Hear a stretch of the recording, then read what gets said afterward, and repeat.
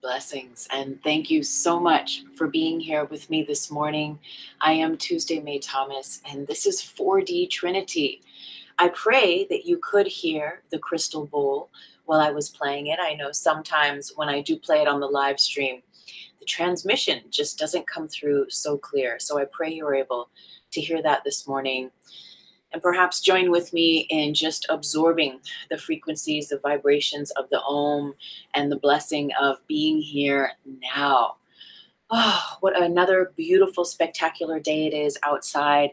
And, you know, there were a few things, and now I can't remember, but there are a few things about last week that I wanted to review before we got into our crystal energy work today. And it has to do with that aspect of Neo. Remember, we were talking about, and it is a theme that's come up a while, over and over again, where we were talking about the end of the first Matrix movie where Neo gets sprayed with bullets, and he has that moment that we see in the movie where he just looks at the bullets, and he might even sort of hold out his hand, but ultimately the bullets completely drop, and they're relinquished from a sense of his reality, that they cannot harm him, they can't do anything to him. And I was sharing a story, a personal story, that I was calling my own Neo experience, when I was being followed by someone in a car who I only realized after the point was actually holding a gun up to me. And it was only at the very end that I realized that that I might be in some kind of harm or danger. Yet it was after the actual person who was holding the gun up to me had left. There was a whole period of time where I was walking and they were following me. And if you watch last week's 4D Trinity, I'll put a link up here later for it so you can listen to the story. What the takeaway is that I had no mind about the situation. So it's not as if I planned it. It's not as if I thought, you know what, when someone holds me up at gunpoint, I'm going to imagine that there's no one there. I'm going to imagine that they have no power over me. I'm going to prepare myself for such a situation. It wasn't that at all. It was that I had no mind about it. There was nowhere in me that energy, that information could trigger me, could feed into any notions of how I should react or respond in that time and space. And so it was my Neo moment. But the takeaway here again is that it wasn't planned. It wasn't like I was catching myself in a situation and then saying like, oh yeah, so now I get to be like Neo. Now I get to turn on that ability to detach and release myself from this reality, so it has no power over me. It was the absolute innocence, the absolute like blissful ignorance that actually was my protection. And so I wanted to pay that forward and share that with you, because I think it's a very important aspect of these stories. When we find ourselves confronted by the world and in the world situations, the more and more we become spiritualized and we light up our light body, and we become deeper attuned to the recognition that we can be in the world and not of it, in the world and not defined by it, by its rules of mass consciousness. That's another show we did a couple weeks ago. You know, the beliefs about time, about space, about gravity, about money, about your body, about healing, how things have to happen according to the mass, the status quo and such. We are moving away from those realms. We are moving away from those belief patterns, and we are tapping into the 0 point. We are tapping into a point of allowing ourselves to experience that which has not been defined, that which is undefinable, that which is without limits. And that is a very, very powerful place to be. And I'm so grateful to be discovering it, to be just tipping our wings as we glide over the ocean waves, the little crests of it, to be doing that with you here, now, and evermore. So thank you. Thank you again so very much for tuning in. So many new subscribers. Every week I hop on and there's like more and more. Thank you so much. I really appreciate it. If you want to be a part of my newsletter, down below in the show more box, the description box, is a link for my website, which you can sign up at and subscribe to my website. And that way you'll be a part of my monthly newsletter, which I call a love letter. And also you'll receive a copy of my mini book, The Higher Self Blueprint of Mastery. So thank you so much, everyone, for subscribing, for joining. I really, really pray. And I affirm that the information that we share here, that all the information I share here really serves your path of oneness, of experiencing and expanding into your truth. Your truth. Your truth is your purpose, is your calling, is what you are here to experience for yourself, for your divine affinity with all that is, to be of service to yourself and to be of service with others. Now, let's get on with our topic of today, crystal energy. Wow. When was the first time you discovered crystals? And before that, if you haven't read in the comment box, if you're joining us this morning, I'm inviting you to make sure that you go and grab a crystal or grab all of your crystals and come back and meet us here, because we're going to be doing work with the crystals. And at the end of our session today, we're definitely going to be using the crystal to go into our meditation. I also have a little presentation slideshow, which I'm very excited to show you about, because there's a lot of questions about crystals. There's a lot of questions about how to clear them and cleanse them and charge them and program them and what it all means. And before that, we're going to think about crystals being transmitters and receivers. So each crystal is constantly gathering information from its environment. Like a sponge, it's soaking in information and it's storing it within itself. At the same time, the crystal is transmitting all the information that it has stored and that it has received. So they are very, very, very powerful broadcasters. And in the same way, aren't we the same, right? Our bodies are made of water crystals. We contain salt in our body. We eat salts. It is a naturally occurring element in the world that we consume. And salts are crystals as well. So we are really crystals in crystals, loving crystals. And so there's this intelligence where if the crystal being that it is constantly absorbing information from the universe and transmitting it out, well, we are doing the exact same thing in this crystal body, in this being that we are inhabiting. We are made of water. We are made of salts. We are constantly absorbing information from our environment. How are we doing that? It's through everything, through our media, the social media, the news, our families, our cultures, our traditions. It's that bag of goodies that you get when you're born, and that your family may say, hey, you're Jewish. This is how you celebrate these times of the year. This is how you act in a marriage. This is how you grow up, and how you're expected to perform in the world. It's those bag of goodies that we get from our family, our culture, our traditions, but also on the mass level.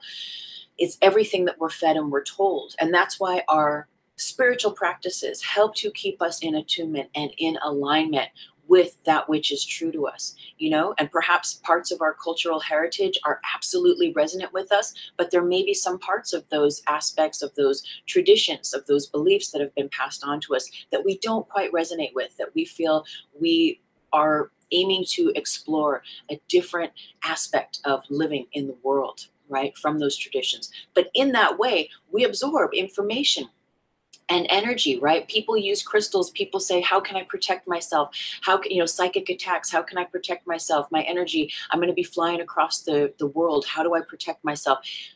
Why are they even saying that? Why do we say that? Why is that common in our language? Because there is a sense that we do absorb information, just like the crystal. And depending on how we store that information, or if we store it at all, then we begin to transmit it out through our aura, through our thoughts, our feelings, and emotions. And that's why it is so very important to keep our own spiritual practice, to cleanse and clear our minds, our thoughts, our bodies, our cellular memory, so that we can have that refresh button. We can restart every day, right, from our spiritual practices.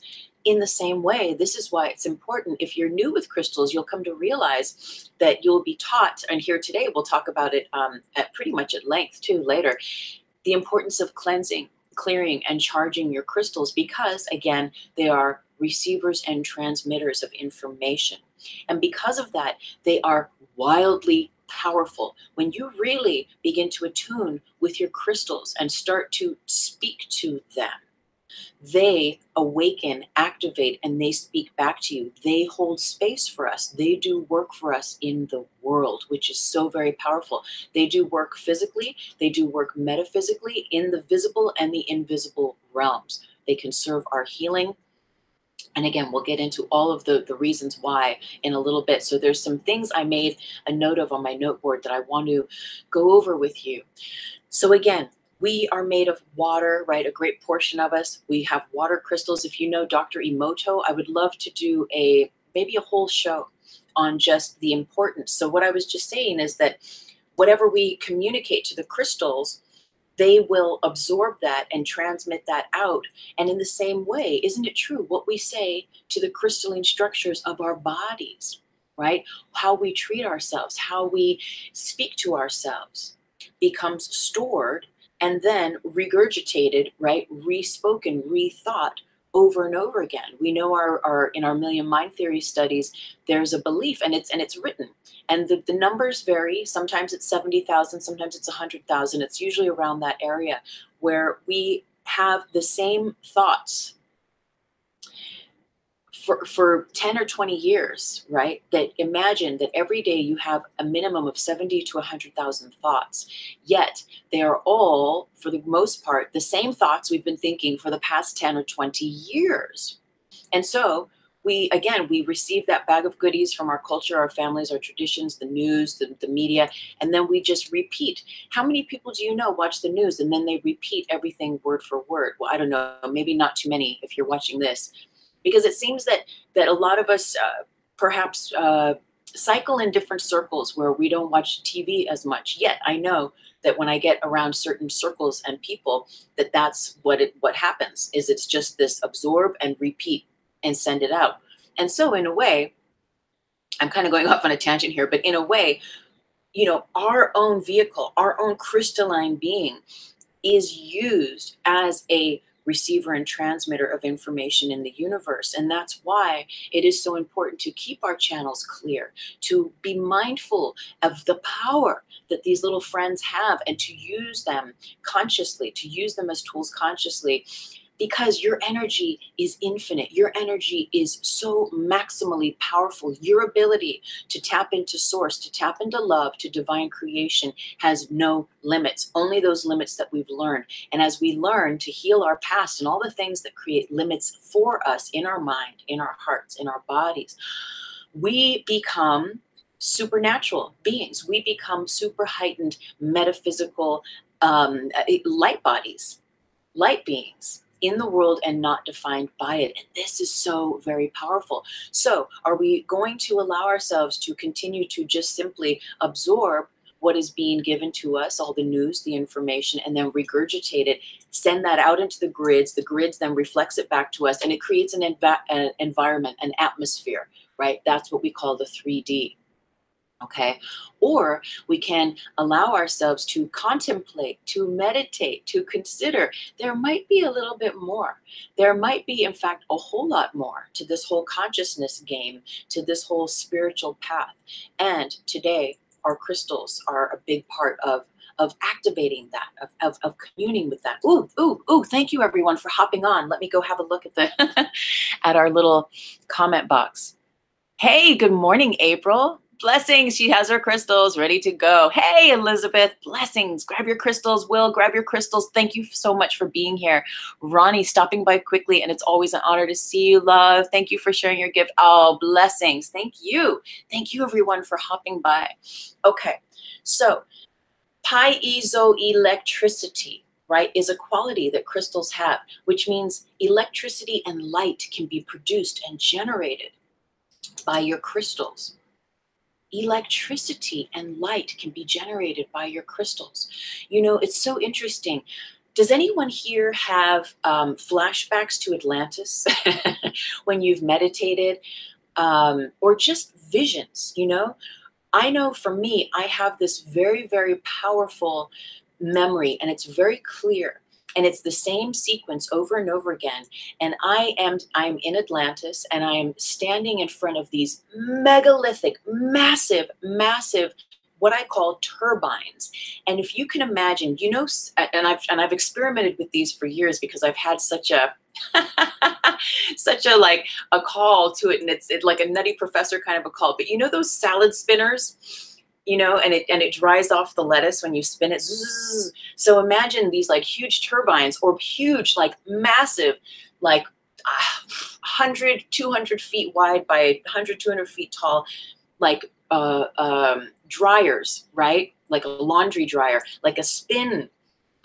See, and I'm even lost for words, but it's like these huge devices that basically spin quartz crystal. And I remember being there in Atlantis and looking up, and I was a part of this technology. I was a part of this somehow, looking up and seeing these huge turbines that had massive, like big mamba jamba chunks of quartz, and they were just spinning and spinning. And as they spun, they were sending out like not only shards of crystal, but also sparks of light, sparks of energy, sparks of frequency, of vibration. And they were creating free energy. They were creating an energy source by which we lived by at that time. And I have very distinct memories of that over and over and over again, that's very important. And as I sit and meditate, I'm shown a little bit more. Do you have any memories like that? Do you have any ancient civilization memories? You know, so Atlantis, and you know what's funny is that I have this amethyst, and sometimes amethyst can be kind of washed out a little bit, but they're still amethyst, right?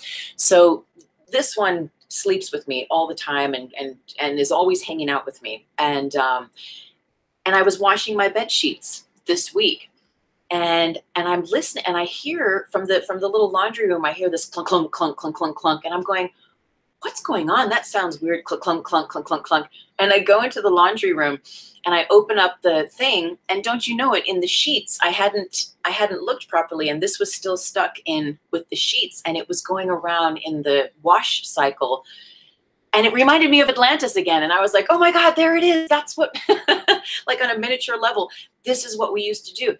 We used to get those turbines spinning, And once you got them spinning, all we needed to do was to add more crystals to them to keep the energy generating. Anyway, mind blown, very powerful. If you have memories like that, I would love to hear about them. Drop a line. And also, what is your favorite crystal? What crystal are you currently working with? So let's keep going. Crystals have been mentioned in the Christian Bible. They're mentioned over 200 times in the Bible. And they are found in Egyptian and Chinese rulers' tombs. They've been used for years on the breastplate of knights and warriors over the years to gift vitality, strength, protection, and courage. And they've been found to have been used in ceremony with the Mayans, the Aztecs, the American Indian, American natives, and the Celts for years and years and years and years. The ancients would use crystals. They would gather crystals. They understood that the crystal is a part of the mineralogical family of the greater part of the earth. This little crystal, or any crystal that you have, is a tiny little part, a tiny little fleck in the spectrum of a massive mother stone that this has been mined or broken off of, right? And then sold, found its way to me from a mother, from the mothership of where this comes from. And you know, each crystal, depending on where it comes from in the world, each part of the world holds a different level of minerals in their soil. So depending on where the crystal comes from, it might look different. I know this ring is a turquoise and it's from Iran, and the turquoise is very dark. And then I have this turquoise, which is also dark, but this is Tibetan turquoise. And there's all sorts of black threads woven into it. And it's chunky, right? It's different. It's not like a slab. It's like little tiny bubbly chunks. And so depending on where the crystal's from in the world, it might have a slightly different color, a different tone. It could have different aspects, different energy associated with it. And there is so much information. There are books and books and books. You can Google any crystal and really Google it 5 or 6 times, because each post or each thing you might read will have a different fractal of information for you. So again, they are a part of the earth. They are mined from a much larger mother slab. And let's be mindful when we meditate or use our crystals in any conscious way. Let us not just put our focus on the little tumbled stone or the crystal that you have that you're working with. Let us connect with the mother stone, the mothership of where that crystal comes with, to really heighten, to really amplify whatever it is that you are using that energy, that medicine for. So, crystal energy is universal energy, right? So we can make contact with universal energies and earth energies as we make conscious contact with our crystals. That's why they're so very powerful. And that's why they've been used for infinitum over the years. The ancients knew that these sacred stars from the inner earth hold powers. They hold healing properties. So they are used, and they have been used over times, to clear spaces, to amplify energy, both of your own energy vehicle body, but also of a space or a place, an environment.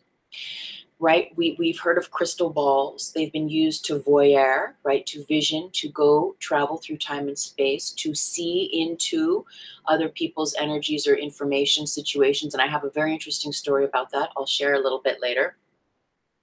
For protection, for many years, people have placed a crystal in their pocket for protection. And why is that?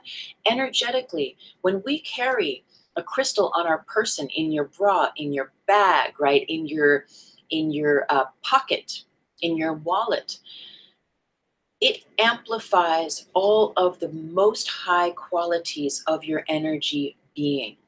It clears any distortions from your mental, emotional bodies, and gives you, if you were brought up in Europe, I would say it gives you the ready breck glow.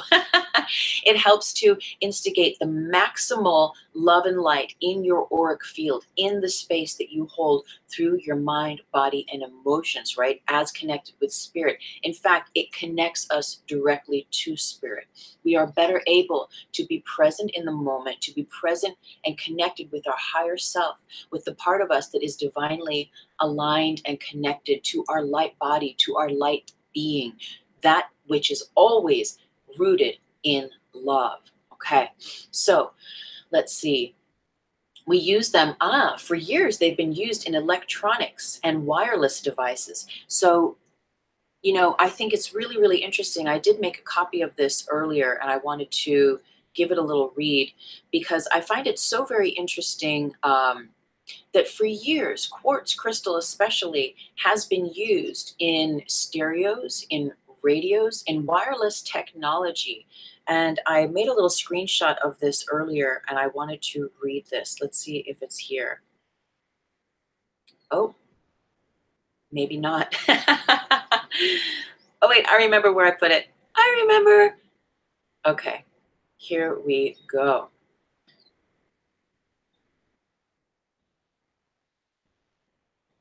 No, it's not. Oh, so Mercury retrograde. No, it is here. No, it's not. Isn't that funny how the universe does that? It's here and it's not here and it's here and it's not here because it just popped up and then it went away and then it popped up again and then it went away again. Very interesting. A quartz crystal. Oh, now it's taking me somewhere else. Pardon me, darlings, and thank you for your patience. Let's just come back here. A quartz crystal is a very stable and accurate resonator. Quartz crystals have been used for almost a century to provide a frequency reference in electronic circuits. In the 1940s, the manufacturing of quartz crystals was industrialized due to a sudden need for reliable wireless communication during World War II. So even in technology and communications during wartime, there was a realization that these things have power. Let's put these things to work in our technology. So isn't that just incredible how this is all connected? I are using a phone. You are using a phone. Yes, yes, they're in our phones. They're everywhere. And it's so interesting. I know I've looked back on YouTube and I found these like funky old videos that that show the factories where they began to create synthetic quartz crystal, right? Where they stopped mining it altogether and they realized a way to synthetically manufacture it because they needed such large amounts so quickly for wartime effects that they actually began to make factories and make it and construct it and put it into their devices. So all of that said, let's take a look here. So there are so many different crystals, right? These are some of my favorites. This is a beautiful rose quartz. And we maybe have an idea that using certain crystals, we might be guided at times of healing for ourselves, times of meditation, of sharing healing. I know for me, this slab has been with me, oh my goodness, for so long. And do you know that it used to look like a book and it was 3 times as thick? It's a calcite. And over the years, I've had it and it's traveled all over the world with me and it's slowly broken down, slowly broken down. It is one that we have to be mindful if we make elixirs. That's another thing we're going to talk about, making elixirs with our crystals, because there are certain types of crystals that are very soft and porous and that can easily dislayer little shards, right? So we have to be very mindful of what kinds of crystals we use. But this one, I love. It's so thin. I usually slip it right into my belt or my pocket whenever I facilitate Reiki healing. And I love this. This really is powerful working with me. And then I have this beautiful lavender lithium. Lithium is the happy stone, right? Moves us out of any states of consciousness related to depression. And there are so many different aspects of, you know, whether it's double terminated, if it has a point on one end, 2 points, and that's all stuff that we can certainly do more research on. And this is my yoni egg. So, you know, crystals for centuries and centuries and really thousands of years have been used in so many ways. This is a bloodstone yoni egg, and this goes inside of a woman's vagina. Yes, you can actually put them in your body too, and that perhaps is a whole other show. This is a wand that I made many, many years ago. I don't use it. It is out of commission now, but it is still beautiful, and it has a lithium tip on it.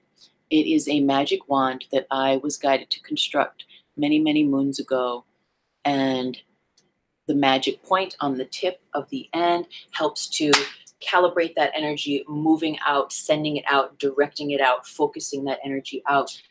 And a little story I'll probably get to later about a crystal. If you've read my book, The Reiki Apprentice, all my links for all my books are down in the Show More box. You'll remember there was a point where I was with a quartz crystal in Greece, and the quartz crystal fell into the fire pit. And anyway, these are pieces of that quartz crystal that I still have, that I use in meditation and that I shake up to use to generate piezo electricity for my own good. So all of this, I say, do your research and find out what really serves you, being mindful, because I am going to show you in our presentation shortly different ways to cleanse and to clear and to activate, to use them in elixirs and stuff. And we want to be mindful. We always want to tune in with our higher self to ask the wisdom and the guidance of the crystal. So let's get into, how do you even find a crystal? How do you attain a crystal? Well, you'll suddenly be turned on to them, and you'll suddenly be like, I need crystals. Oh my God, I have such this affinity. You will have an instant connection. You may be in a shop. You may be at a market, at an outdoor market, and you will be called. You will be called.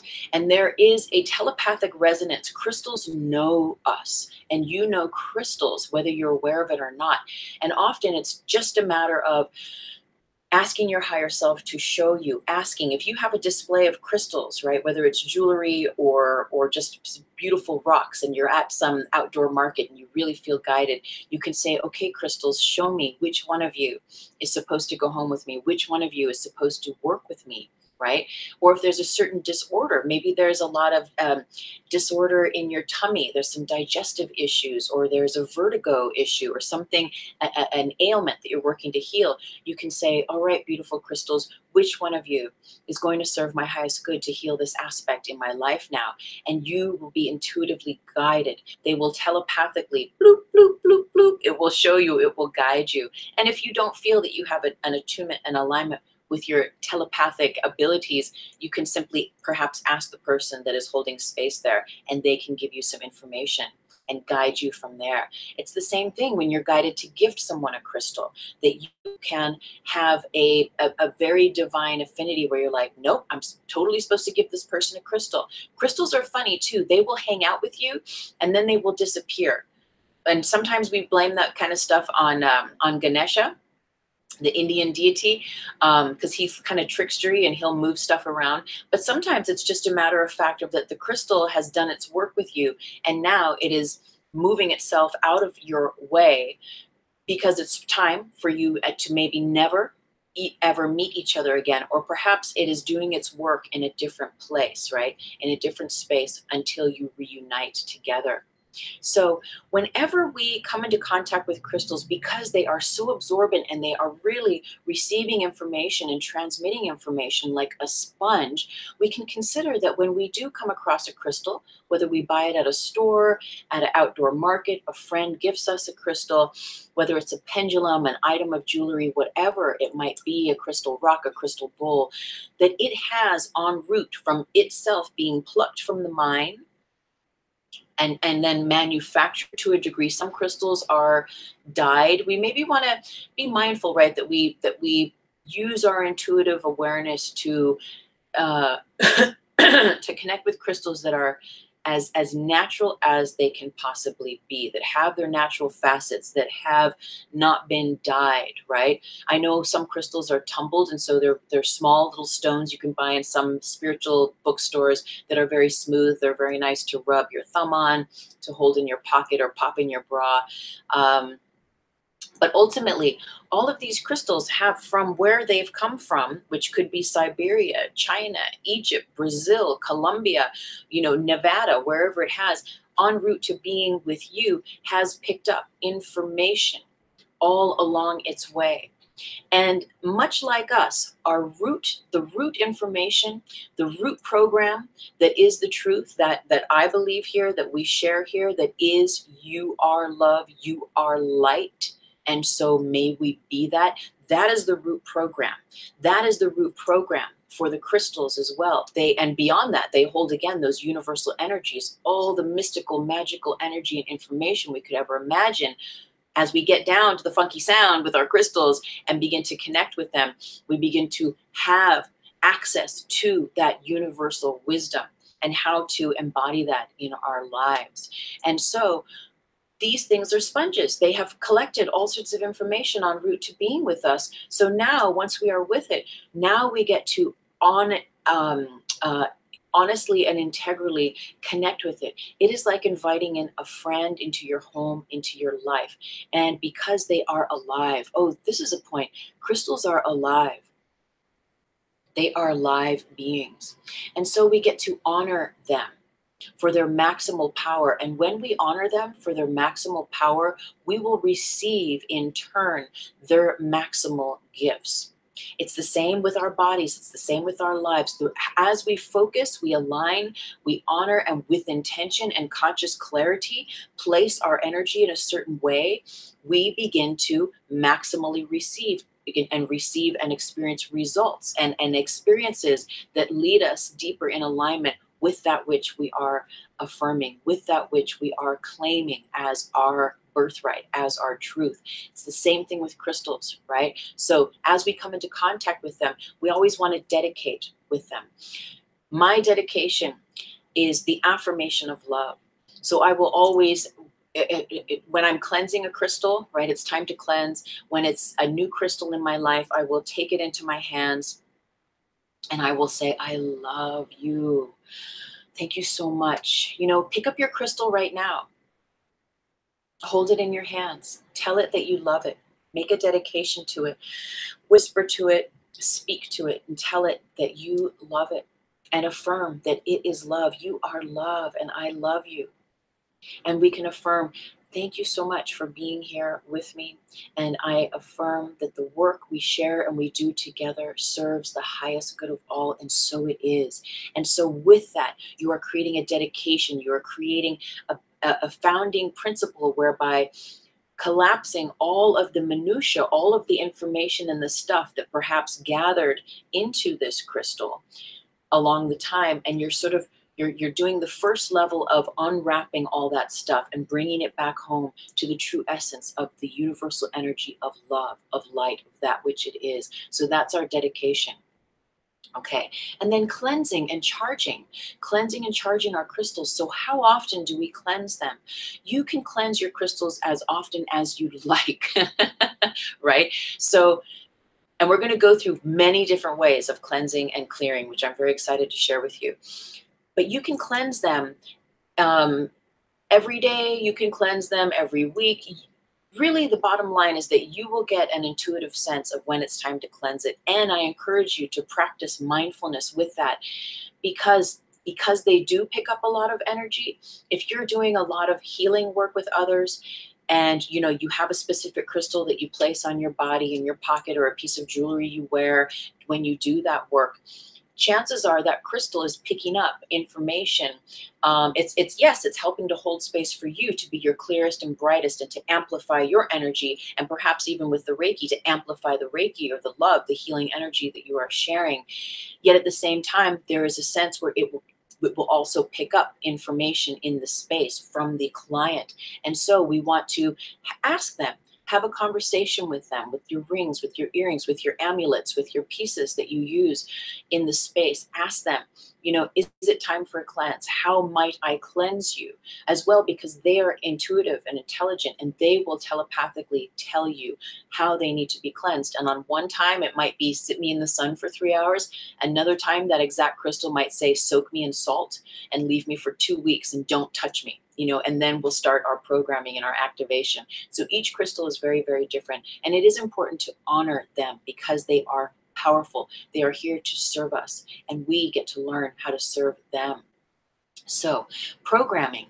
When we program a crystal, it is important to have precise, oh, it's the God phone. Hello? Hey, God. Yes, blessings. It's like every day is just a beautiful day. Yes, we're talking about crystals. Mm-hmm. Ooh, yes, God's affirming. God's saying the stars of the inner earth. It's true. It's like an inner outer space. Yeah. Oh, it's so wild. Well, I pray that you'll help inform me and download into me any information I'm supposed to share today so we don't forget anything. Okay, will do. Everyone, namaste. God says namaste. Hello. Okay, we're going to read a little bit about crystals. Thank you so much. Okay, blessings, God. All right. So I have this wonderful book, God saying to read a little paragraph out of, and it's a pretty hefty book. It's by this lady, Melody, who is a total channel for the crystals, and it's called Love is in the Earth. And it's kind of like an anthology of almost every crystal you can imagine, what it means, what the vibrational frequency is, and how to use it, how it will serve you. Because, and we are going to read this little bit, you know, each crystal, and this is probably a whole other show in itself, but each crystal resonates as well to the different chakras in our energy body system. For example, our rose quartz, anything that is in the pink hues or the green hues, will resonate at the heart center and will help to activate those levels of compassion, of love, of forgiveness, of patience, of self-healing on a heart level, right? Where there's healing that needs to take place. Each crystal holds a different quality and a value. Some crystals are really good to shrink tumors. Other crystals are really good to heal the joints, right? And to subdue pain having to do with arthritis. Some are really good for headaches. Some help us fight addiction. I know amethyst is really good when it comes to working with addiction and also to help us sleep and to keep us in attunement with the God source of ourselves, right? So the colors are very resonant in what parts of our energy body and which chakras they attune and affect us with and align us to. So we're going to read, let's see, what are we reading here? Oh, so it's just a little bit more about crystals. The energies of the mineral kingdom are universal energies. Hence, when one contacts and is willing to receive this energy and begins to exercise personal creativity via exercise of the higher will, one can contact and synthesize the energies from which the entire universe is comprised. So again, when we get down and we hang out with our crystals with honor, with absolute humility, and we listen and we speak and we hold that conversation, there is a much greater conversation that we can be privy to, where these star clusters, these inner earth star clusters, hold the divine wisdom of the entire cosmos. Because remember, we are on a planet in the middle of space, in the middle of the universe. So we are a part of that, absolutely. Okay, so this is the reason that crystals and other minerals are so very powerful, and also why their powers must only be used through the highest consciousness of the individual. The individual universal energies contained within each mineralogical structure is activated and directed by interaction and/or contact with them. Right intention during use of the mineral further stimulates the melding of one's personal energy with that of the mineral kingdom. So again, when we connect consciously and we are connecting with this stone, remembering that this stone has a root to a much larger mother mass, a much larger mothership stone of it, and we can make contact with that entire part of the land, of the world. Right intention during use of the mineral further stimulates the melding of one's personal energy with that of the mineral kingdom, furthering the propagation of light, love, and the good of all. How very beautiful. How very beautiful. So always for the highest good of all, right? We're using our stones. We're using this galactic information, these beautiful, beautiful gifts. So what did I want to say? About this rose quartz, you know, there are certain stones, again, if we listen and we pay attention to what they guide, they will tell us how to use them. This one, I call certain stones personal stones because they sleep with me in my bed. They go in my bra, in my purse. I use them daily in my meditations, and they are personal to me. Other stones I feel are guided to be community stones, like this rose quartz. And I know if you've done workshops with me, you've been in my presence or received a healing, that this little guy generally comes with this beautiful chunk of rose quartz. And in a way, he's saying to me, right, I'm giving it a sex, but this stone has told me that it is a community stone. And in this way, every time I use it in community, it's the talking stone. So when we have a talking circle at a gathering that I facilitate, each person, instead of a talking stick, will be passed this stone to hold space with, for it to hold space with them while they share whatever they're guided to share in the circle. And as that, after every ceremony, after everything that we facilitate together, it comes right home and it gets soaked and cleansed. And again, I have my little slideshow. I'm going to show you some pictures of crystals and what that looks like and what that means. So in this way, I do not sleep with this unless it really tells me maybe there's something going on and it's like, no, you need to take me tonight and use me, or in a healing for myself. But generally, this stone is for the community. It's for clients when they come over to receive healing with me. It is used in the space to help create a loving frequency. So again, this is not one that I use personally or that I put my personal programming into, but this is more programmed for the higher good of all, for the propagation of love and light, for the community, for the space, right, where I will be sharing with, and as that talking stone. And that's what that stone is guided to be, right?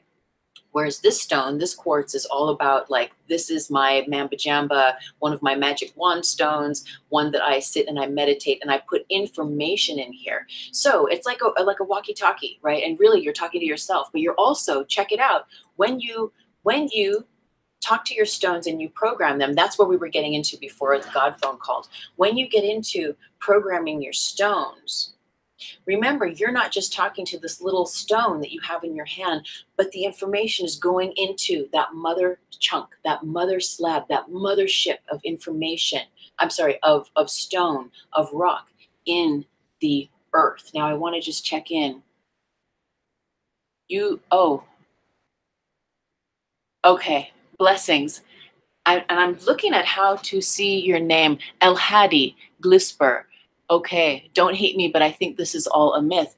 No problem. There's no hate. There's no hate at all. It's whatever. Whatever is whatever we want it to be. Some people don't believe in this at all, and that's just fine. It really doesn't even matter. So they might not believe in anything. They might believe in something else. It really doesn't matter. It doesn't affect me. I'm sure it doesn't affect anyone else here. But blessings, and thank you for stopping by. And perhaps something that we share here today will spark a little genius within you, a little inspiration in how you move forward in your life, or not. We'll see. Thank you for dropping a line all the same. So programming, right? When I program my stones, so we've done a dedication. We say, thank you, I love you, you are love, we are love together, blessings, blessings, and we give all that good juju in here. Then we cleanse it, right? And we either are going to, let's talk about this. And let me just move my little sign here so I can see. Okay. A friend of mine used to have a really cool way of cleansing and clearing her crystals. She had a little baggie of sage leaves, dried sage leaves, and it was a beautiful sewn bag with a little drawstring. And anytime she would receive a new crystal, a new pair of earrings, or any kind of a talisman sort of a thing, she would pop it into the sage bag, and she would let the sage, right, soak in any negative, any inappropriate energies, entities, just whatever might be attached to it. She would let the sage do the work. Now, we've also talked about sunlight and moonlight to charge the crystal, which is the same thing as clearing or cleansing a crystal. As it applies to you, your crystal might be like, nope, we need a salt bath and we need to be charged in the sunlight at the same time, or as two separate occasions. Each crystal, again, will give you different information as to what is guided for it. And for different times, that same crystal might want to be charged or cleansed in different ways over the years as you work with it. So like that, We are using the sunlight or the moonlight. And again, it's all intuitive and telepathic. You will know if you ask it and you say, how would you like to be cleansed? First of all, checking in with your crystals regularly and seeing like what's ready for a cleanse. Is there a crystal on your altar that's just you've been ignoring? It's dusty and it's kind of gathered up all sorts of gunge. Like, does that need a cleanse? Right? It'll be clearer and clearer the more that you start that communication with these beautiful little friends that we have. So with that, sunlight or moonlight, it will tell you, right, where to put it, how to sit it, how to point it, and for how long, so that that energy of the sun, that energy of the moon can charge up the frequencies, can charge up the vibration of your crystal. Now, we talked about sage. We can also burn sage and use the smoke, right? And burn the smoke around the crystal to cleanse it, to clear it, using that smoke as a cleansing agent, right? So again, dry in the bag. Maybe you have a little pouch you want to create for yourself, but also burning sage. You don't have sage, you can use incense and use the smoke of the incense. And it's all intention. We're all using our imagination to co-create the reality that we want. That's all we're doing in life anyway. And all we're doing here is we're consciously creating a communication, a relationship with these beautiful clusters of the earth and allowing it to be so. That which we say is so, we allow it to be so for us, for our reality in our time in space, okay? And that's why if you don't have sage and you just have incense, your intention of placing it there, that we are now cleansing, I am now clearing and cleansing this crystal, you saying it so, you believing it so, trusting it so, makes it so, okay? Candlelight. If you have candlelight, you can place your crystal over the top of the candlelight, and you might even dip the candle into the flame a little bit and clear it out, right? Absolutely, letting that light shine. You can even light a candle and place the crystal in front of the candle and have the intention. You can set the intention that overnight I will leave this candle lit, and may the light of this candle imbue into this crystal and clear it and cleanse it and create a correct condition so that the crystal is free and clear of any old programming, of any other people's energy that may have gotten into it or onto it that is not appropriate for my path, or just anyone else's energy, period. Because really, we are creating a personal relationship with these offerings. And the more that you can be like, yo, it's me and you, okay? It's me and you. And actually, it might sound weird, but when you come into contact and you decide, this is my crystal, I'm going to start working with it, it really is like this. It's really like, you belong to me.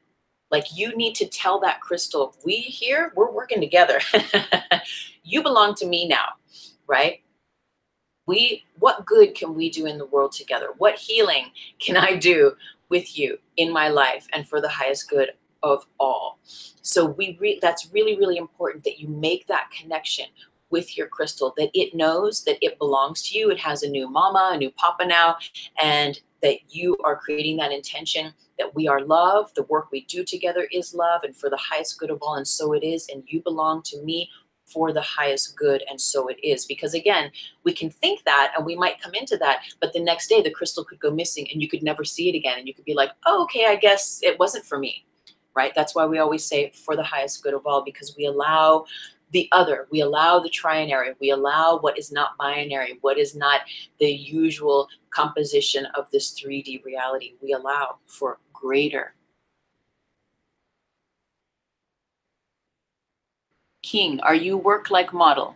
April, I have a friend that clears the crystals in a bowl of milk. I love that. Yes, yes, absolutely. There are so many different ways. I love that. And if you have any other, anyone else here or anything else here too, April, that you want to chime in on, please do share so the community can have these revelations and these insights and this information, because it's so very interesting. So in milk, that's awesome. I love that. Okay, so we were talking about candlelight, that you can leave it in front of a candle overnight or for, in the day over a period of time on your sacred altar space, and tell that crystal that for this period of time, it will be charged, it will be cleared, it will be cleansed.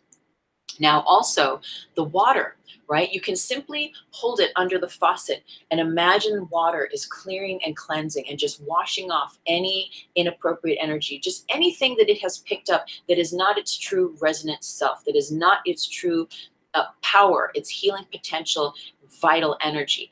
Anything at all that it has picked up, you're cleansing, you're clearing, you're washing it off under the water. The ocean is so powerful to place the crystals in the ocean water, let them roll around a little bit, get a few waves over them. Also, salt water, right? I love to use sea salt, coarse sea salt, kosher salt to put my crystals in. And again, I'm going to show you some pictures here shortly so we can check that out. Very powerful way. Now, sound. Your voice, right? Your voice. You don't have sage. You don't have a candle. You don't have, anything, but you have your voice. You have your voice. So you can hold that crystal in your hand, and just by you, again, making it so, stating it so, will help to activate those realities for that crystal. You can say with all your will, you are now cleared and you are now cleansed, because it's like a microphone. It's a microphone.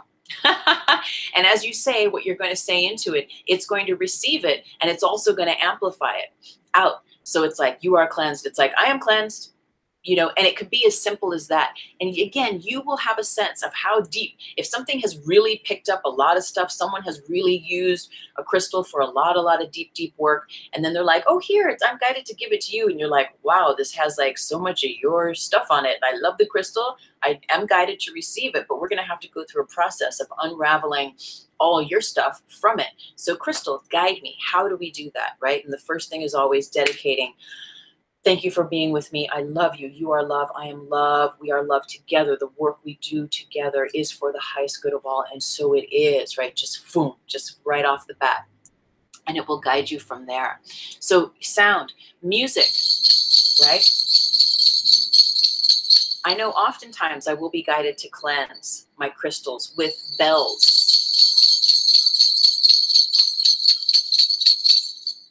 With the Om. Om.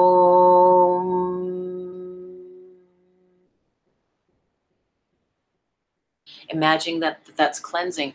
We opened today using the crystal bowl, right? Often I will place a crystal inside of the crystal bowl and then play the bowl. And that's also another way to not only cleanse the crystal, but to activate, once your crystal is cleansed and programmed, but to activate, to amplify the energy of that crystal out into your space, so that that sound of the bowl resonating picks up, right, the root energy of that crystal and sends it out into your space. It is so juicy and beautiful. Another thing I wanted to say about sound and programming, there's a mantra that I love, and I actually have it on my YouTube. It's called Lakshmi.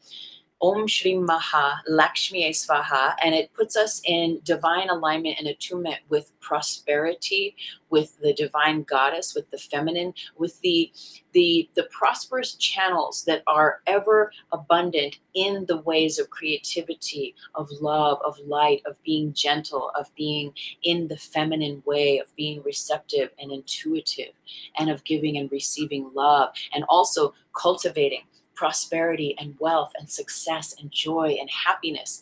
So one idea for you, or there's a meditation you like, there's an affirmation tape you like, a CD or a video, you can put that on. I put the Lakshmi mantra on, and I will put a crystal, the crystal that tells me it's the one to be there. I will put that crystal in front of that speaker. Om Shri Maha Lakshmi Svaha. Or I will actually chant it myself and put that chant in there. So many repetitions until I feel that it is like, okay, it's stuck, it's in there. And then, right, you take your crystal, and what is it doing for you is the whole time that you're out and about with it in your purse, in your bra, in your bag, is it sending out that mantra, it's sending out those affirmations, right? It's helping to keep that environment in your frequency, in your aura, which is very, very powerful. I love, love, love, love, love that. So again, whether it's a piece of music that is a specific chant, like that is an Indian chant that I love, that I use every day, or it's a set of affirmations. Maybe you've written 10 or 20 affirmations, and you're like, you know what, little crystal, you're going to be my affirmation crystal. And you place those, you consciously once you've cleared, you've cleansed, and it's ready now to be programmed, then you're like, okay, you belong to me, I belong to you for the highest good of all. This is the work that we're going to do together. I'm going to place these affirmations inside of you, and by way of that, you will help to propagate, to share, to send forward out into my energy body those affirmations, so that on a subconscious level, I am strengthened, I am grounded, I am nourished by these positive notions of self and of the world, and so it is. And when you say that to your crystal's like, do, do, do, do, do, do, do, do, like they are here to serve us. All they are is here to serve us, and they are alive, and they are listening to everything we say, everything we think, just like our bodies, just like the crystals in our bodies. So the more attuned and aligned we get with working with these friends on a very, very conscious, right, spiritualized level, the more they are going to be like ready to serve. Amplification station across the nation. Okay, so soil, we can bury them. We can bury them. I remember at a place we lived years ago when my little sister was very, very little. She came from the backyard and she came in with this huge chunk of quartz crystal, and we were all going, where did you get that? And she goes, I dug it up from the backyard. And we were like, what? Like someone from ages ago had buried that crystal in the earth for whatever reason. The earth had cleared it. My little sister, I guess it was time for her to make friends with that species. And that reminds me, a dear friend of ours, if you've been out here in the desert, I facilitate Reiki workshops in Palm Desert. And I know a few of you have been there to a beautiful home in Palm Desert where we do those gatherings. And the lady whose home it was, she actually built that with her husband, who is now passed. And they did a whole ceremony on the land before the house was even built. And they were guided to strategically place large quartz crystals in the earth at the north, east, southwest, and other areas before they even started laying the cement and the foundations and getting the walls up. So you can imagine these things are used so powerfully in so many different ways. I know for me, in my space, I love seeing clients. I love seeing clients outside of my home, but from time to time, I do have clients in my home space. In the space where I facilitate the healing, I have a quartz crystal at every diagonal of the room, and each crystal is pointed in, so that maximal love and light, maximal energy is contained in the center of the room. All of that energy is kept in the center of the room, and it keeps that energy from leaking out into my home, into the other areas of the home, so that the space designated for that healing, for that person on that day in that space, is contained by the energy of those quartz, all in those four corners, sending the energy in.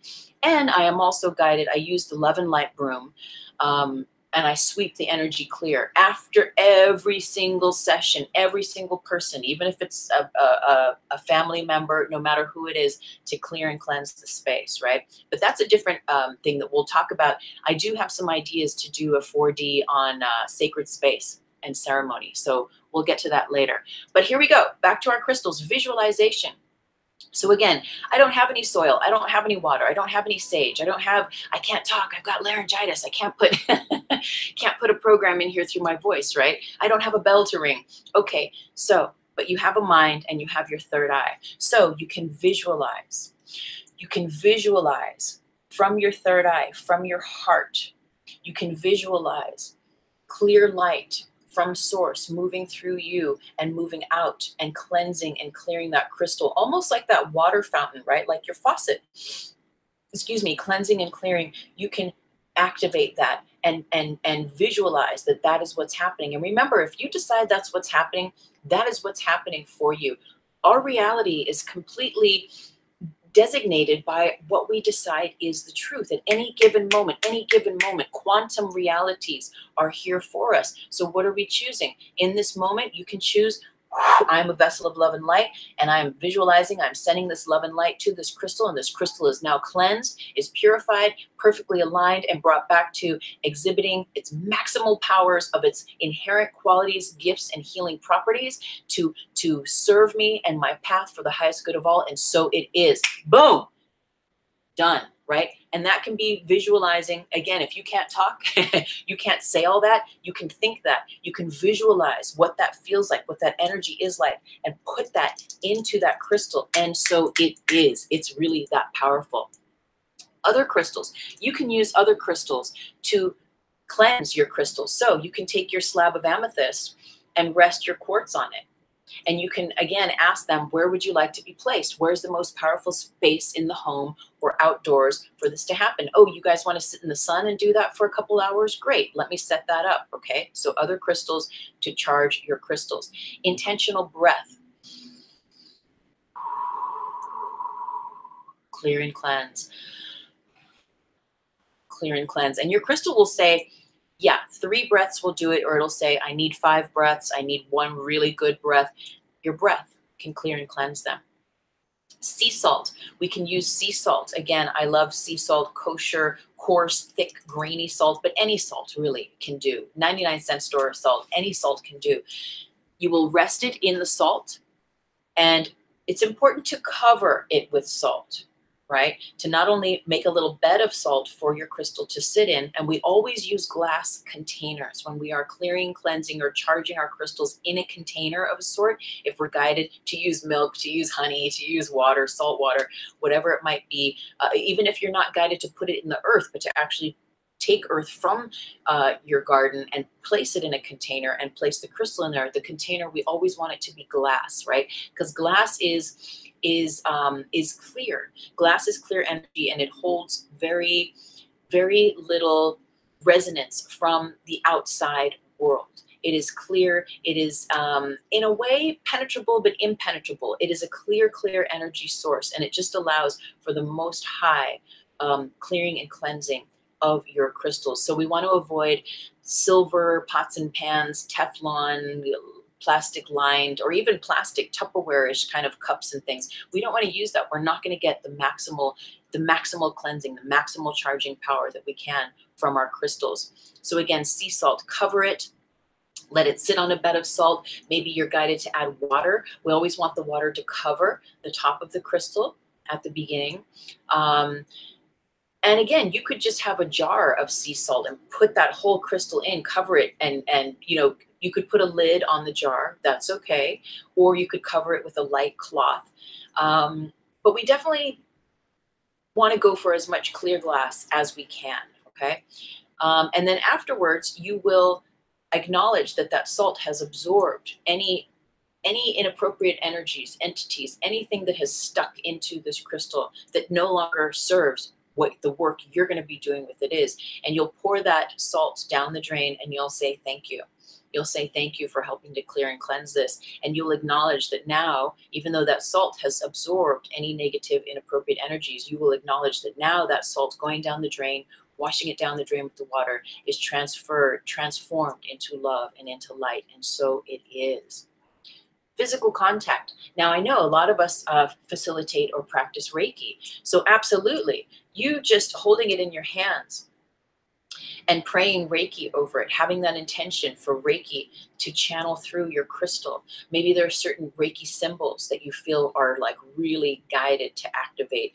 Choku-rei, drawing your symbols over the crystal is another way to not only cleanse it, clear it, to charge it, to activate it, right? Maybe you're just like, you, me, we're here, right? You've done your dedication. The crystal knows it belongs to you. It knows you're working together. You've affirmed the sacred quality of your relationship together.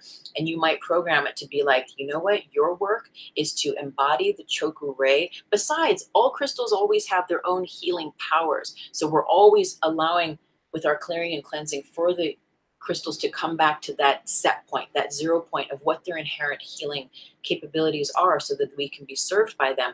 But the thing is that we can layer on top of that. So we can say, your job is to completely embody the essence of the Choku-rei, and I receive the essence of that healing power.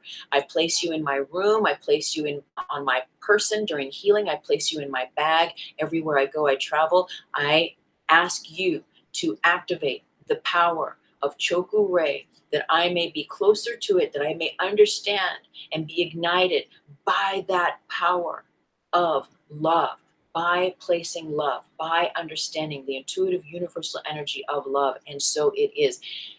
Okay, so there are ways we can talk about making contact, physical contact, using our Reiki. One thing as well, we can anoint with essential oils. From time to time, you might be guided to anoint your crystals and rub them down with essential oils to clear them, to cleanse them, to activate them, to charge them. Maybe you're guided after you've dedicated, you've cleansed, you've charged, and then you've programmed your crystal. Maybe you're guided to rub the oils on to sort of like seal it in, seal the deal. I know I've been guided to do that from time to time.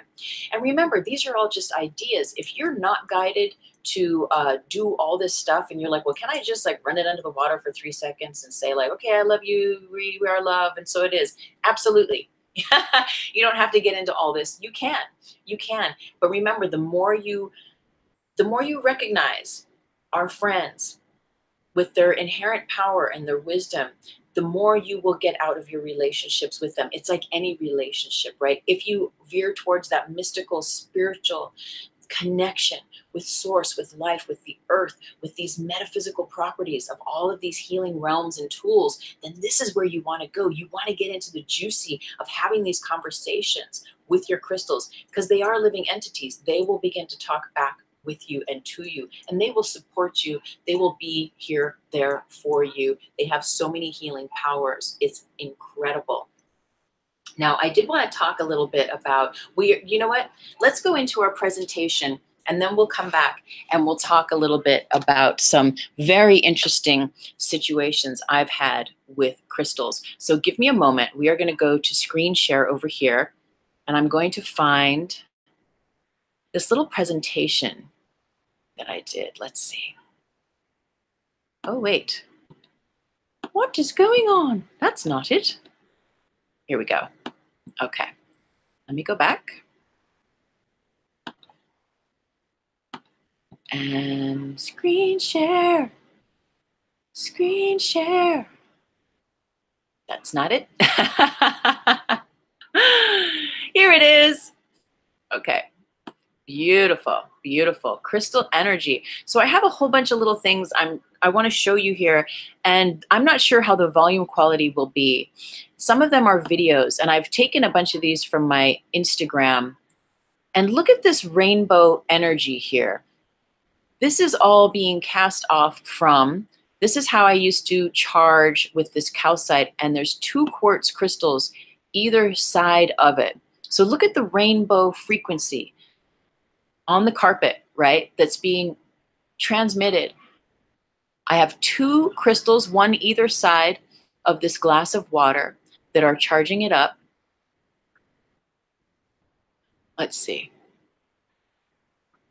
So here you can see it a little bit better. Here's a crystal, and then here's a glass of water with that calcite in it, charging up in the sun. And on the side, I'm saying, this is from my Instagram, brewing crystal elixir, 2 clear quartz, 1 calcite, and sunlight, charging up water with clean crystals, which is non-dyed.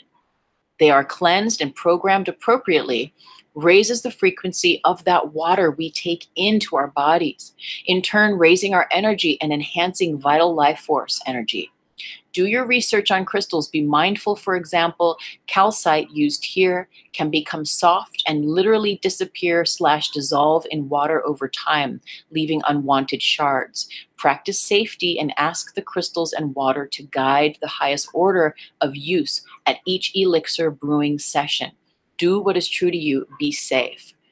And then this one, which I just love, this is, again, a little short film of, this is me using, that's that rose quartz, and that's a candle behind it in a little glass candelabra thing. And I remember one night I really needed some healing love, some healing love. And the rose quartz said, I was looking up rose quartz and reminding myself of what the meanings were. And the rose quartz said, light the candle and place me in front of it, and I will send forth my healing energies into the environment, into the space. And I was like, oh my gosh, this is so juicy. And our crystals will talk to us like that. And on the side, I have this beautiful quote, the soft, sweet energy of this crystal will resonate out into your whole aura. allowing you to see the beauty in the world as your heart resonates to a new tune. That's from healingcrystalsforyou.com. And I just thought, this is so juicy. And I did it, and I believe it. And because I believe it, it helped me. Here's a really cool picture of massive rose quartz slabs. Now, I believe back in the days in Atlantis, back in the days in Egypt, and in all sort of parts of the world, even here, it's just hidden information or we haven't remembered it yet, that we used to lay upon massive slabs of crystal to heal ourselves, to regenerate ourselves. Do you have any memories of that? Can you imagine that being true to you? Look at those. They're absolutely incredible. So these are obviously mined, and they're numbered 1, 2, 3, 4 for people to buy and to make whatever it is out of them, right? Whether it's a countertop, a fireplace, or just many, many pieces of jewelry or chunks to sell. I love this picture. I love having amethyst for breakfast, so I just wanted to throw that in. And here's one I posted recently. So here's an example of I'm charging these little amethyst crystal earrings on top of a larger chunk of amethyst in the sun, right? And so I had spoken with the larger chunk of amethyst, and I said, hey, today we're going to do some different work. I appreciate your help in helping to clear and charge these amethyst earrings. They've been in a box in the closet for like a year, and we need to really activate and regenerate them. And actually what I had done is I had did my dedication with the little earrings.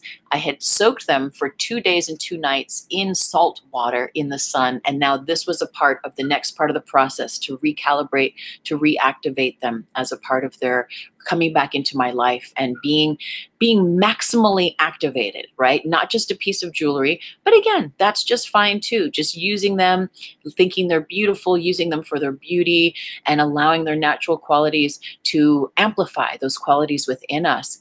But wow, when we take it to the next level, we can get so much more of a metaphysical life experience out of everything. And this is a funny picture. If you look here, I don't know if you can see the arrow, but in my right hand, closest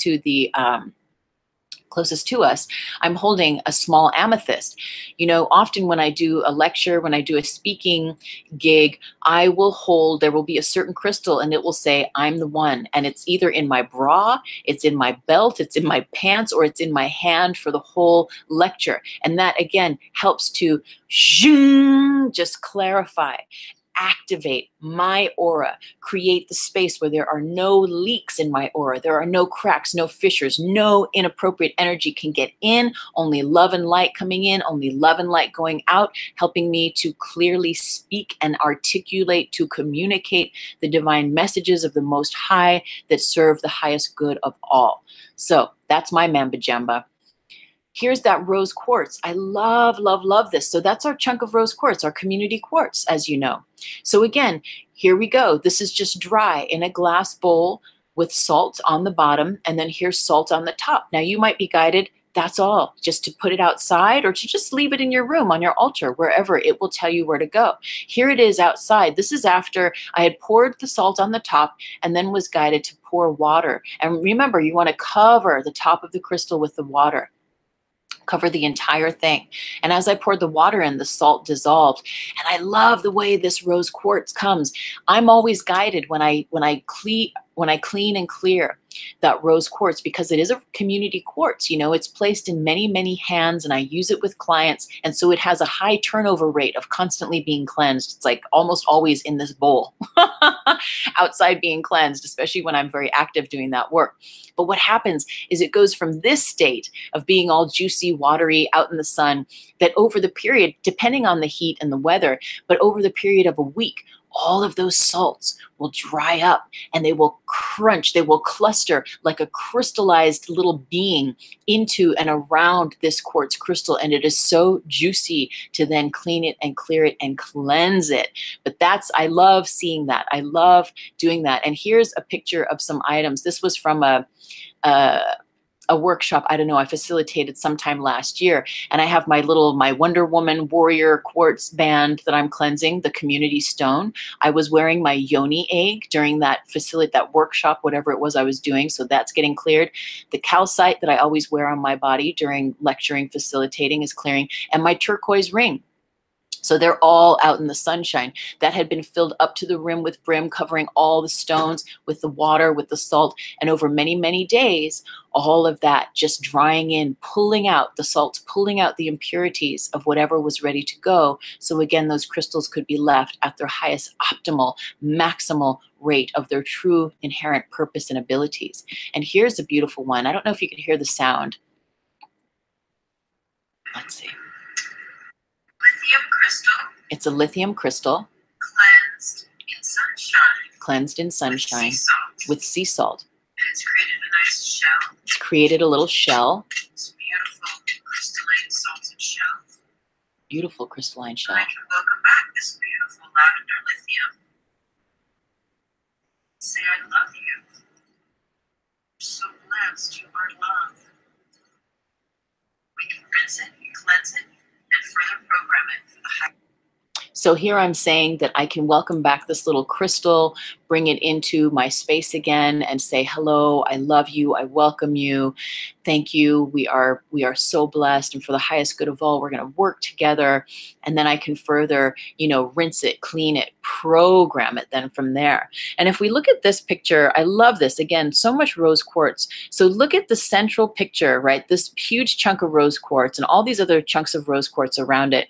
And then look at these smaller clear quartzes, and you see how they're all pointing in. They're pointing into the center. So when we want to charge a crystal with other crystals, this is another way we can do it as well, is we can create a beautiful mandala, and you're welcome to use flowers and leaves and whatever, but you don't have to if you don't want to either.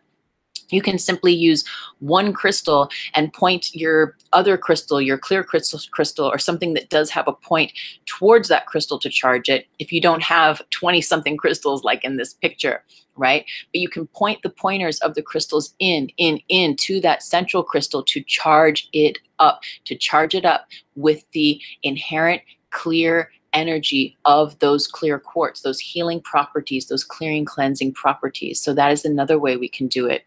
And this is kind of interesting, this one. So I've been on this crystal thing for years. Let me see if I can get this to play.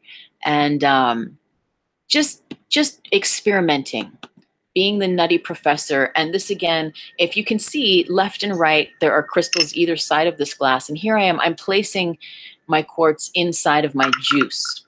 And I'm allowing it to charge up in the sunlight. And I used to do this all the time. I would allow it to charge up in the sunlight for 5 to 10 minutes and then drink it mindfully.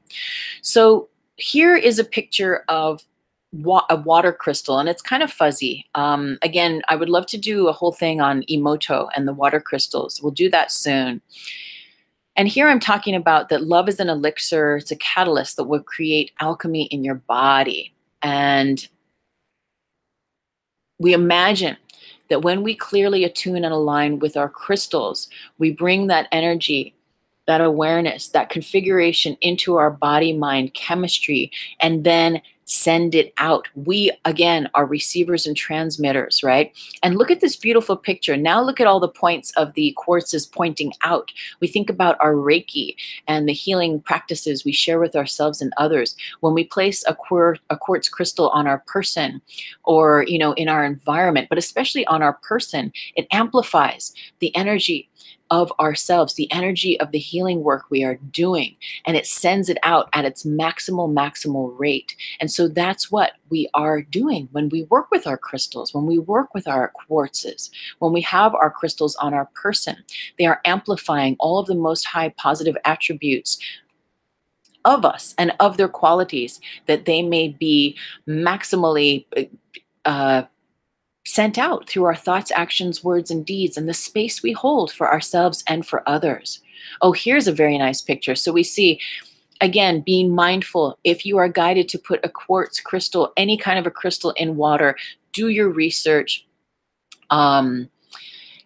because some crystals are very soft, and some you don't want to put in your bathtub because they'll just fall apart, right? Some you don't want to drink because they will release shards. So you just want to be very careful, especially if a crystal is kind of broken and has some funky edges and sharp edges and loose parts on it. You want to be very mindful.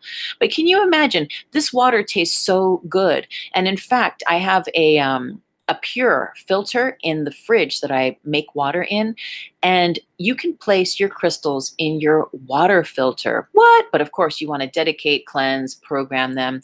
And here's another one that I posted recently. My sister, for Christmas, had got for me this really cool water bottle that had, look at the rainbow down at the bottom, that has an amethyst, a removable amethyst in it that I can charge in the sunshine. And it is so, so very powerful. And then there's this one. Here I'm making an elixir at home in the sunshine, and just with one crystal pointed to a glass of water. There's no crystal in the water. It's just one crystal pointed to the water in the sunshine. And here I see across the room, it's creating this beautiful refraction of a rainbow on my raven feathers. So I just dig that. I think that is so cool because we are drinking the rainbow. We are stimulating. You don't need to have a quartz for every, you don't need to have a crystal for every chakra. If you just have one clear quartz, you are activating every different chakra, every energy center in your aura, in your being. And here's another way we can use them. You know, I've done mindfulness meditation trainings. I've created programs, and the night, you know, or the week before the program, I might be guided to place a crystal on top of the pamphlet or the what's it called? The training module, you know, to raise the frequency of it, to raise the vibration of it. That's the crystal I'm guided to use, that I will hold in my hand, that I will have on my person during my facilitation of this training. And in this way, it's putting all that information of that training into the crystal. And then that crystal will put that information and broadcast it into my aura, so I can, with greater ease, broadcast that information out. It will also raise the vibration of that program. If there's paperwork you have at home, you want to raise the frequency, get the energies right on it, place your crystal on top of it as you are guided. And then this last picture I love. Love wins.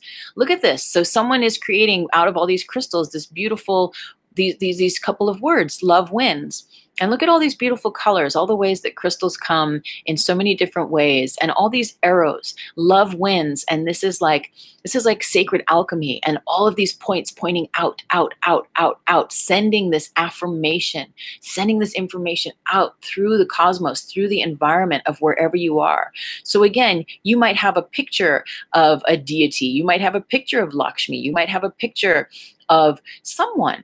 Actually, you might have a picture of someone that you really, really love and that you want to send healing energy to. And so you can do so.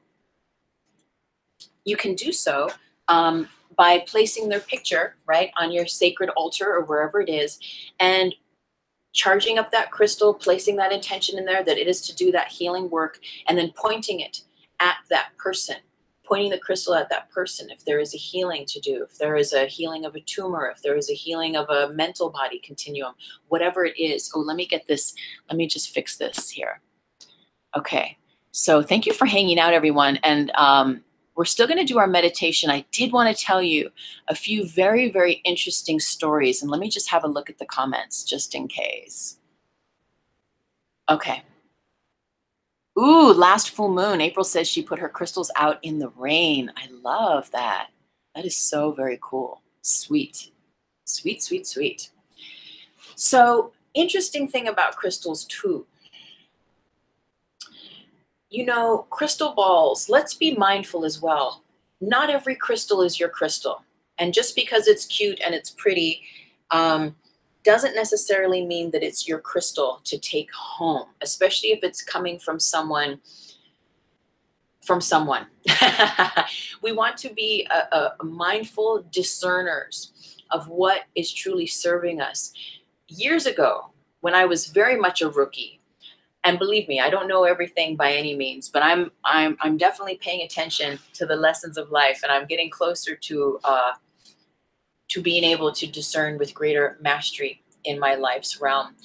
But years and years ago, and this will be a part of the second book in the Reiki Apprentice series, a woman that I worked with, we were doing healing massage modalities in a venue, and a woman that I worked with, she was an older Persian woman.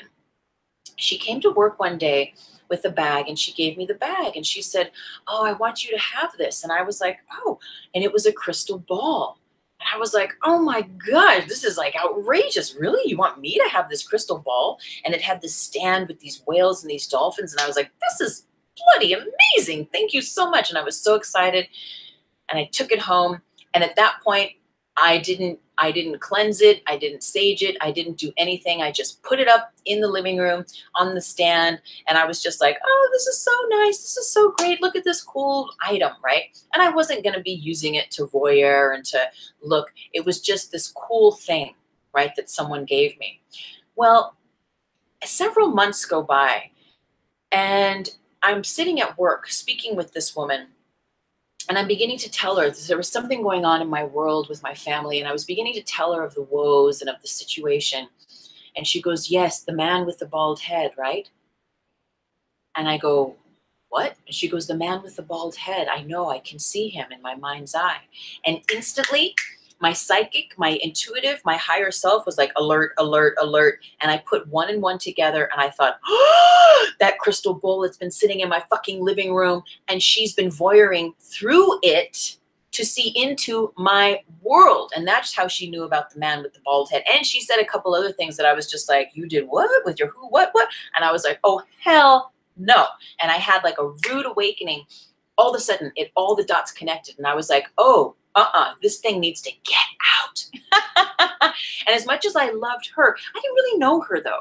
Like, I knew her through work, but I didn't really know her. But it was afterwards that I was like, oh, I started thinking back to all these things, and I was really getting how she had that hungry energy. People call it vampire energy, where she was seeking my energy. She was seeking to tap into me and to use me, right? And she was just seeking to see into my world by giving me that crystal ball. Oh, honey, child, let me tell you, that was a big lesson. It was very, very weird, because I then realized, and then I had to go home and with a big black cloth, like wrestle that little sucker up, tie it up, put it in a bag. And I remember I went all over. This is when I lived in LA. I went all over, store to store, place to place, doing my best to get rid of that thing, to say like, "Hey, can I sell this to you?" You know, funky little shops and little stores and wherever places I was guided to go.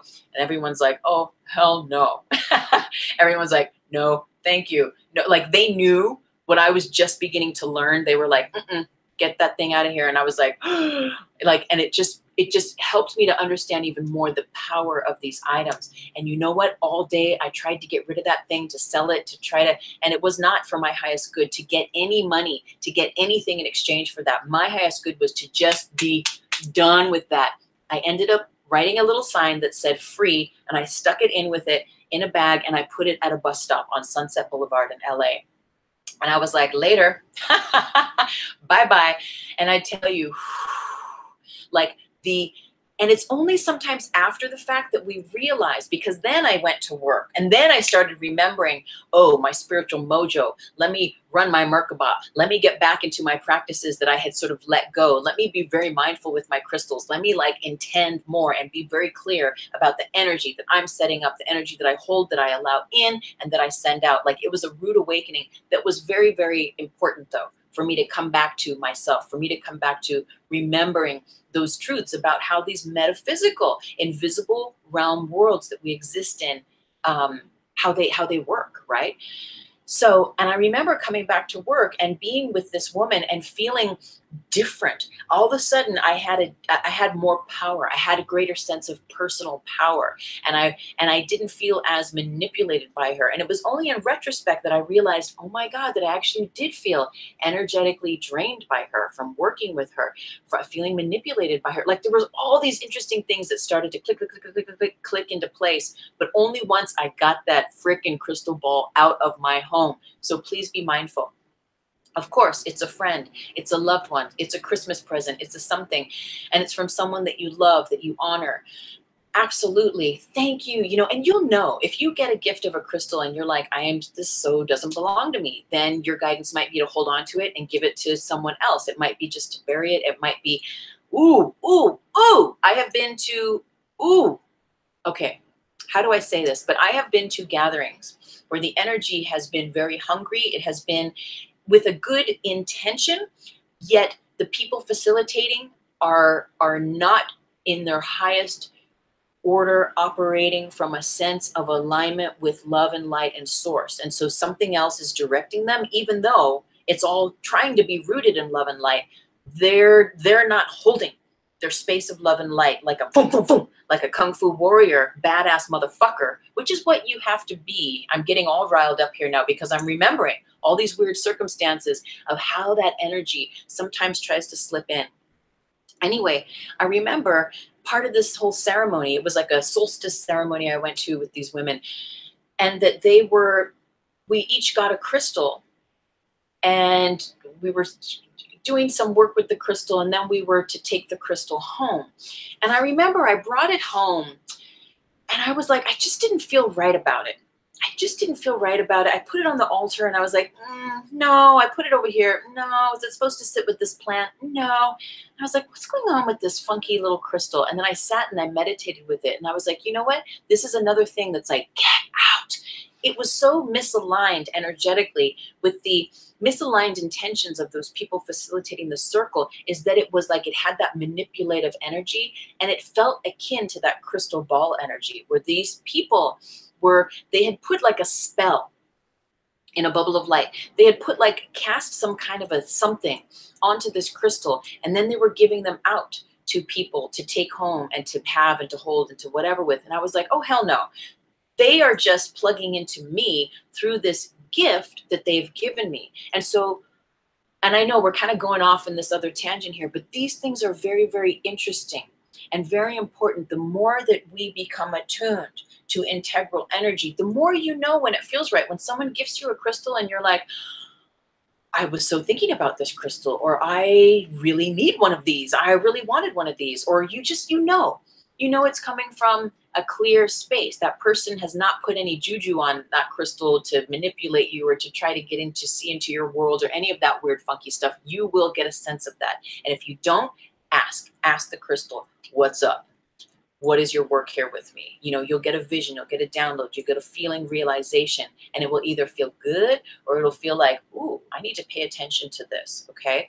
But even so, even if you do get a crystal from a friend, and maybe it's something that they've worked with for years. I know recently I gave a crystal to one of you watching here, and it's a crystal that I've worked with almost a year. And then it said, nope, it's my turn to go to this person. And I was like, oh, okay, I love you. I'm going to miss you. Like, I really liked that crystal. I really liked that crystal. But it was guided to go to this other person.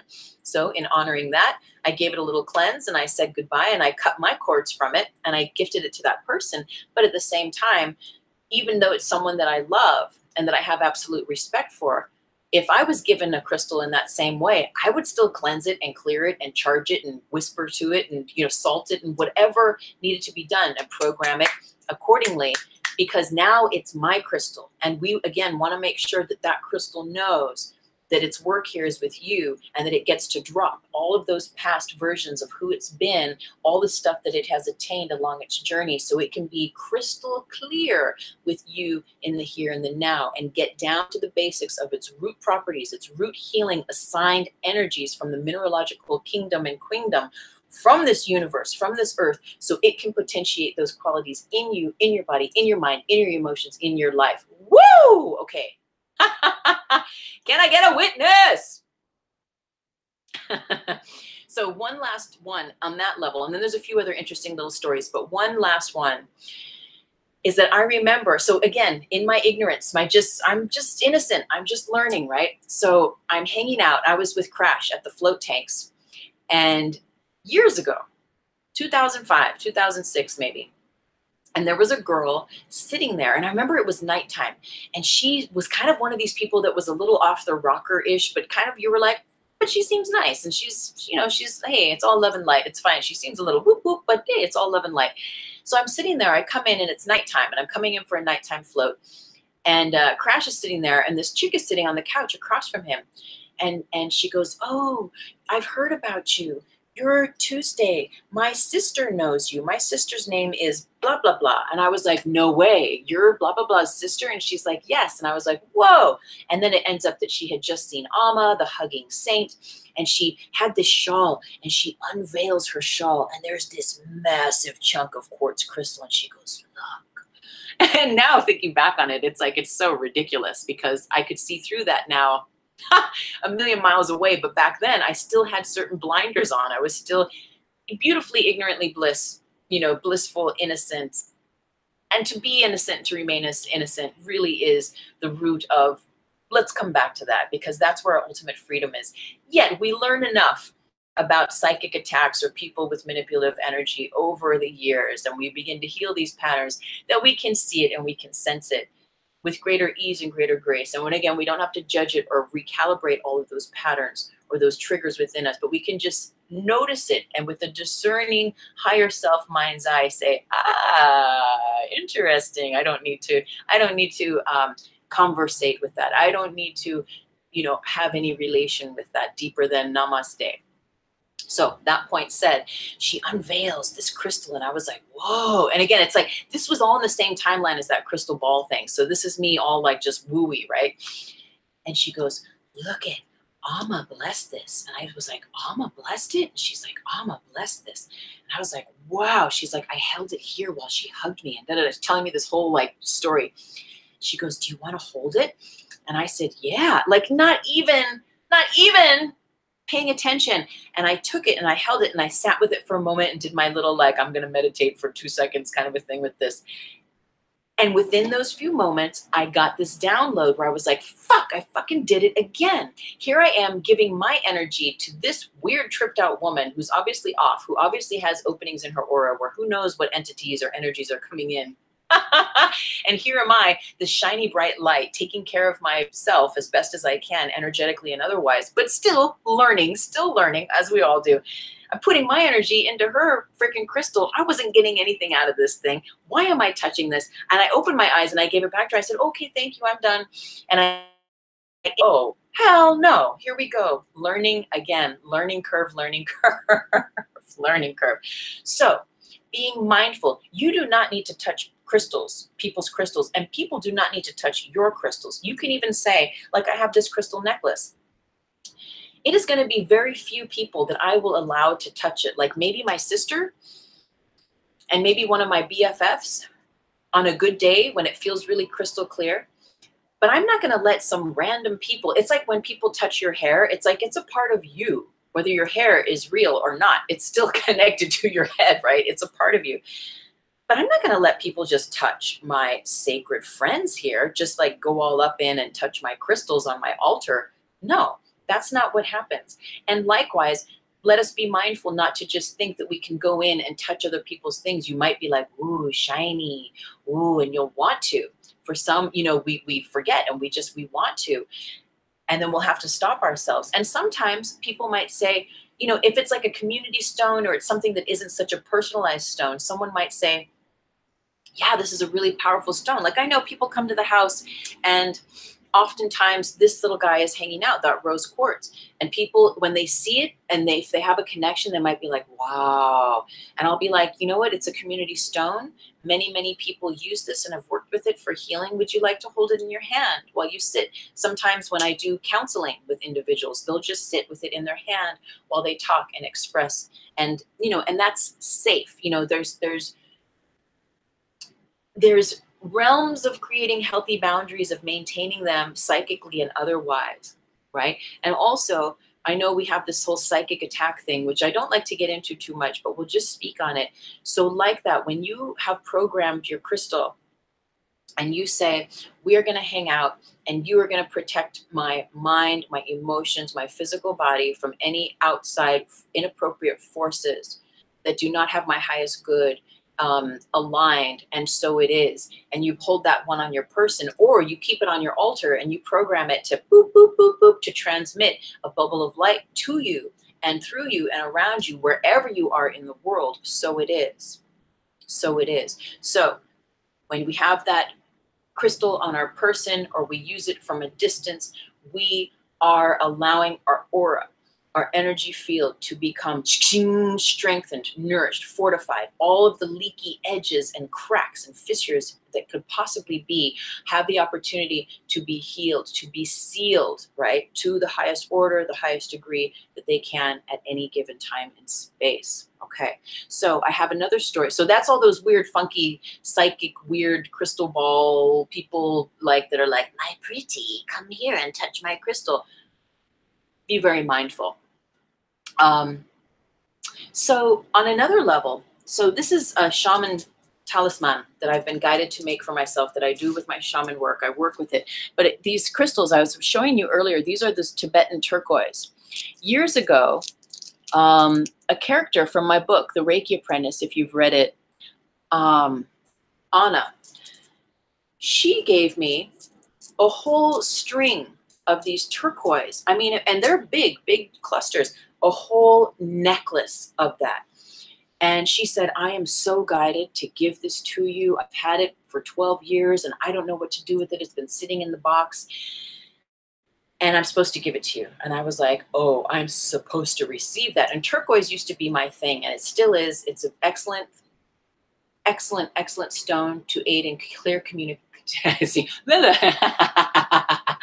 To aid in clear communication and expression in alignment with our truth and in connection with source. And I'm all about turquoise. For years, I was a singer. I've always been a speaker to a fashion, holding space, teaching classes, workshops, whatever it is. So turquoise has always been a big part of my power pack, you know, of my crystal team. So I take it home and I do all my cleansing, and I sit it in the glass bowl with the sunshine and the salt, and I do like mega, mega, mega. The guidance was to like cleanse, cleanse, cleanse, clear, clear, clear, clear, clear, clear. Okay. So I do all that. I don't think at that time I was so aware of always programming, though, my crystals. But I would cleanse and I would clear and I would affirm love, right? I would affirm that we are love together, love and light together. Well, I put that thing on. It was finally time where I was like, are you ready? And I had Reiki'd it and did that. And I was like, are you ready? Is it time? And it said, yes. And I was like, and as soon as I put that thing on, my whole chest started to vibrate. My throat started to vibrate. And do you know that I got sick, sick, sick? A whole lung bronchial throat thing started happening. It started stirring up all of this activation, all of this cleansing and clearing. And I was like, I got to take this off. And the necklace told me, don't take me off. If you can, allow yourself to go through this cleansing, through this purging. I am here for a reason, from Tibet, to meet you at this divine intersection of time and space. We are here to do work together. Let me heal your body. Let me heal your mind. Let me heal your emotions. And I was like, OMG. So then I wore that thing for like weeks, slept in it, just kept it on, showered with it, and it became a part of my being for a long, long time. And I went through this intensive healing, this intensive clearing and mucus and just all this cleansing, cleansing, cleansing. And it did this massive job on my body. So again, we imagined that these minerals, that these turquoises, this was energy not just gifted from my friend, but that came from Tibet. Those root chunks of earth were on my body from a different part of the world. And that mother slab, that mother chunk where these chunks came from was doing the work that it needed to do, that it was guided to do through those stones, through Anna gifting them to me for the highest good. So I just think that's beautiful. When we start to begin to work with crystals, I remember my first apprentice getting all into crystals, and she bought like 1 million of them. Which is usually what happens, right? We're like, we go crystal crazy. And she bought tons of them. And she had always heard me talk about sleeping with my crystals. And so, you know, she did her little cleanse of them. And then she put them in her bed and she could not sleep. She goes, Choose, what the hell's going on? I was tossing and turning, man. Those crystals had me up all night. They were just, my whole body was vibrating. My mind was thinking, my shoulder was twitching, and I'm saying like, well, they are so magically powerful. Did you have a conversation with them? Did they all want to go into bed with you? Could it have been one at a time? And so these are all things that we discern. But remember, they hold such a powerful energy, and they bump our energy field up. They bump our vibration up, so that when you decide like, oh, I'm going to sleep with you, that's a whole other realm. They could take you deeper into dream time, into lucid dreaming, into, healing while we're sleeping, absolute regenerating, but also where there are parts of us that are ready to be bumped up and aligned with the higher frequencies that these crystals hold, that will come into being. So don't be surprised if you have some funky sleepless nights, if you get a new crystal, and even if you've charged it and you've programmed it and you're saying like, ooh, we're going to do some sleep time, some dream time work together. If it keeps you up all night long, and sometimes for many nights in a row. I know I've had that experience. And often with a new crystal, when it comes in, I'm like, okay, I don't know how tonight's sleep is going to be, because this is our first night sleeping together. I'm either going to get a good night's sleep, or you're going to keep me up all night as our energies merge, as our energies meld and vibrate and connect together. And this goes for jewelry. This goes for, stones that you buy, that you find that you're gifted. So 2 more little stories, and then we'll get to our meditation. I know today is a little lengthy, and I really welcome you, and I thank you for hanging out. It is such a joy. And you can always, if you need to go, you can always go and come back to the meditation later. I'm just so grateful for all of your time and attention, and for sharing this space. So a friend of mine recently was having a really, really hard time at work, and sharing that she's just really over, I guess there's a lot of gossip, there's a lot of backstabbing energy. There's just a lot of energy at her workplace. She works at a hair salon, and she's like, man, there's just so much bitchiness. And she's like, I don't want to be a part of that. And there's so much talk about politics, and I don't want to be a top part of that. And there's so much this and that. And she's like, oh, I'm having a really hard time just putting the love there, being the love there. And so we had this conversation, and I was just listening. And then like within 24 hours, she sends me a picture of 3 crystals, and she goes, I love these. Is there anything you can tell me about them? And I was like, well, hello, this is perfect. I was like, cleanse them, clear them, charge them, program them. I gave her that whole thing. And I says, but these are amazing.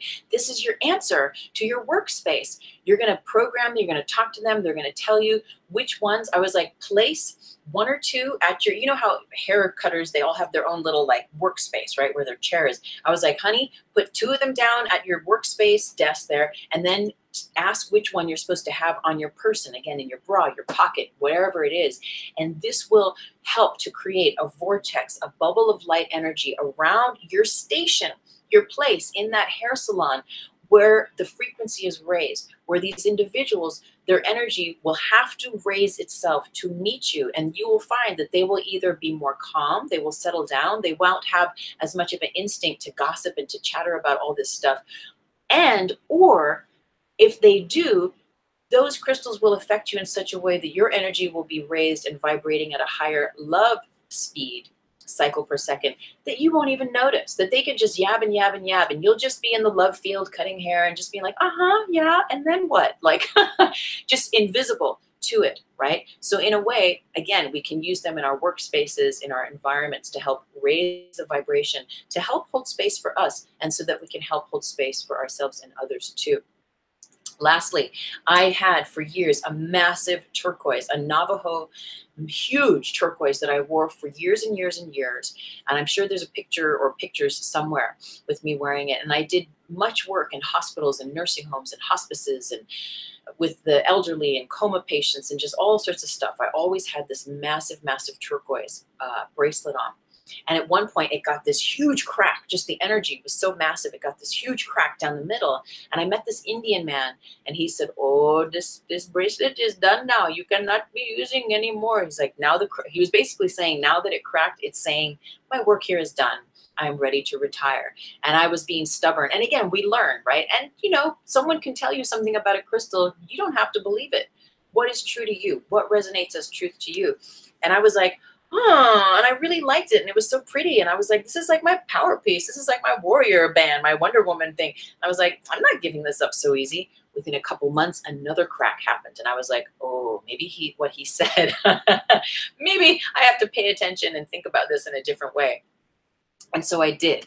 And so I did. And I asked the crystal, and the crystal's like, yeah, the crystal basically said, listen, if you just want to wear me like as a piece of jewelry to be pretty, as a pretty item to wear, that's fine. But if you want to keep wearing me as a means of protection, and really that's what I used to wear it for. I used to, right, very powerfully believe in protection. And now I have a different mindset about it, which that's a whole other show.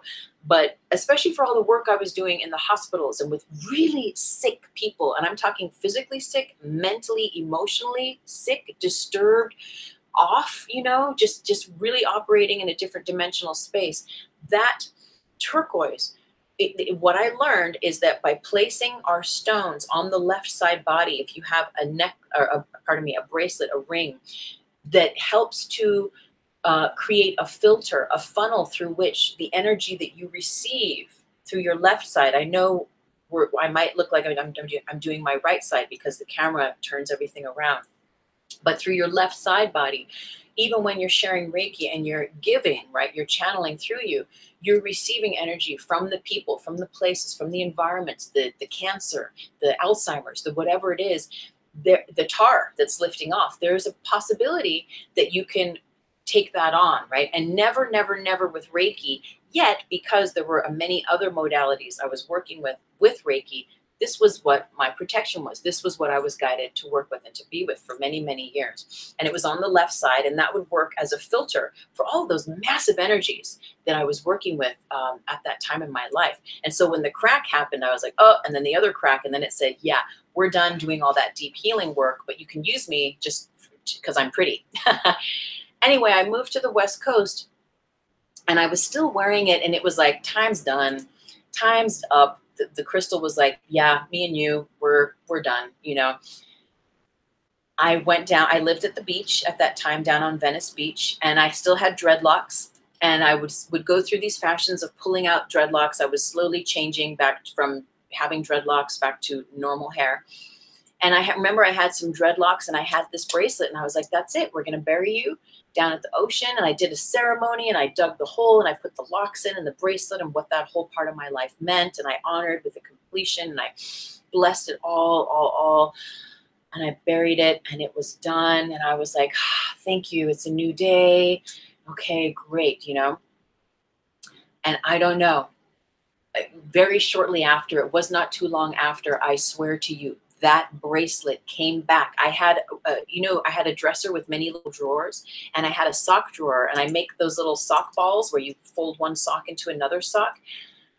I grabbed a pair of socks, and I was like, what? And I opened it up, and that bracelet was inside of the sock. And I was like,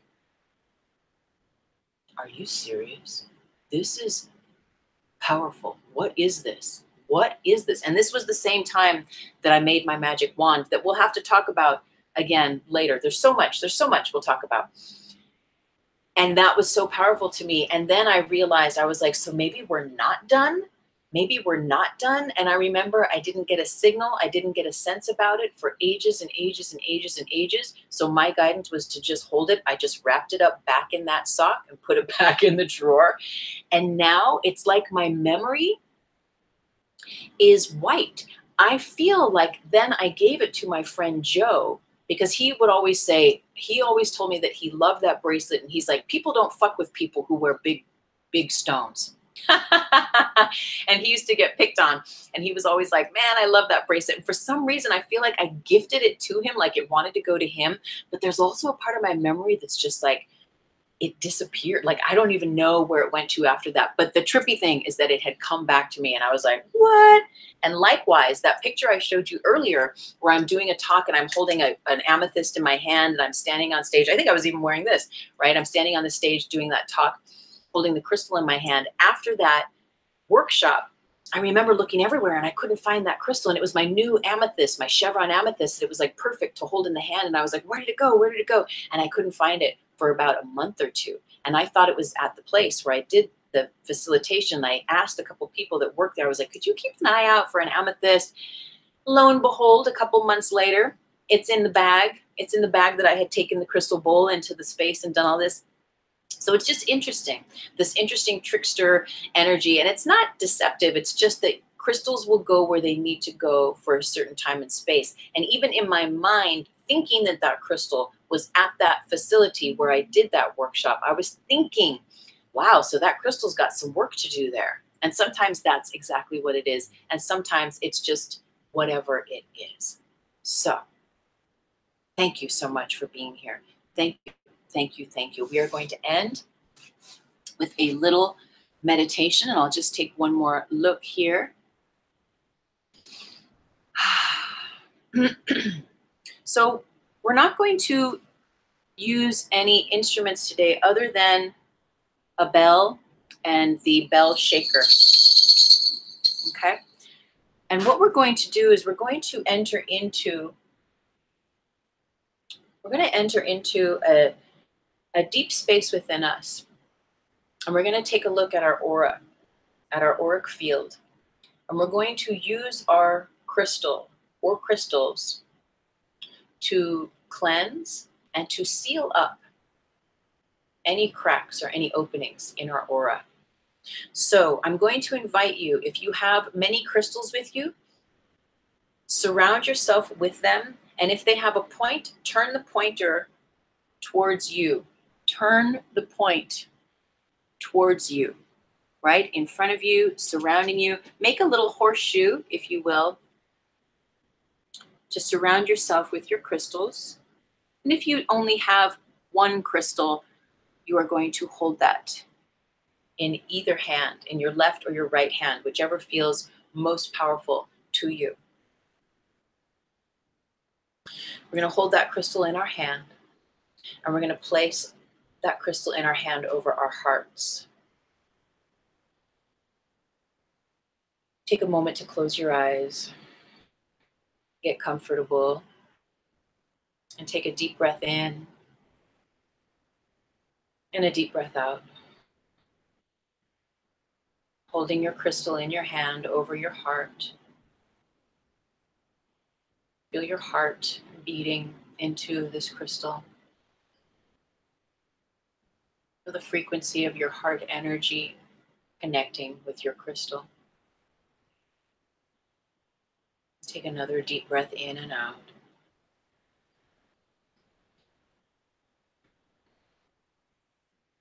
And silently within, tell your crystal that you love it. Tell your crystal that you yourself are love, and that it is love, and that you are love together, here to do work for the highest good of all. And so it is. And notice if you feel any pulsations of that crystal activating in your hand.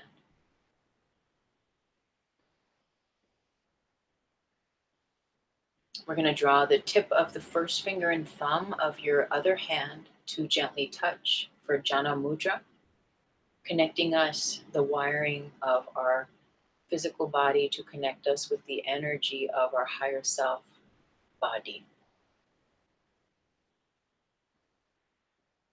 And as we sit here with this crystal over our heart, we'll drop into shrinking ourselves down. So there's a version of you that is seated now, that is reclined now, wherever you are.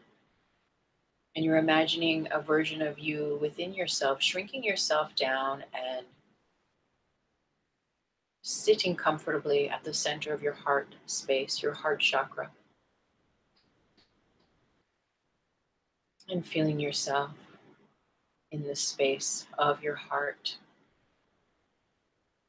We'll call in our angels, our guides, our animal totems, and any beloved light beings that are here to serve our highest good, and always all of those light beings that love us, we welcome you. And from this tiny space in your heart that you have shrunk down in and that you are in, you are now going to shapeshift and move yourself, this smaller version of yourself from your heart. You're going to transport yourself into that crystal that you hold over your heart in your hand. Visualize this now. See yourself entering that crystal that you hold in your hand. So now you are surrounded by the temple of this beautiful crystalline structure.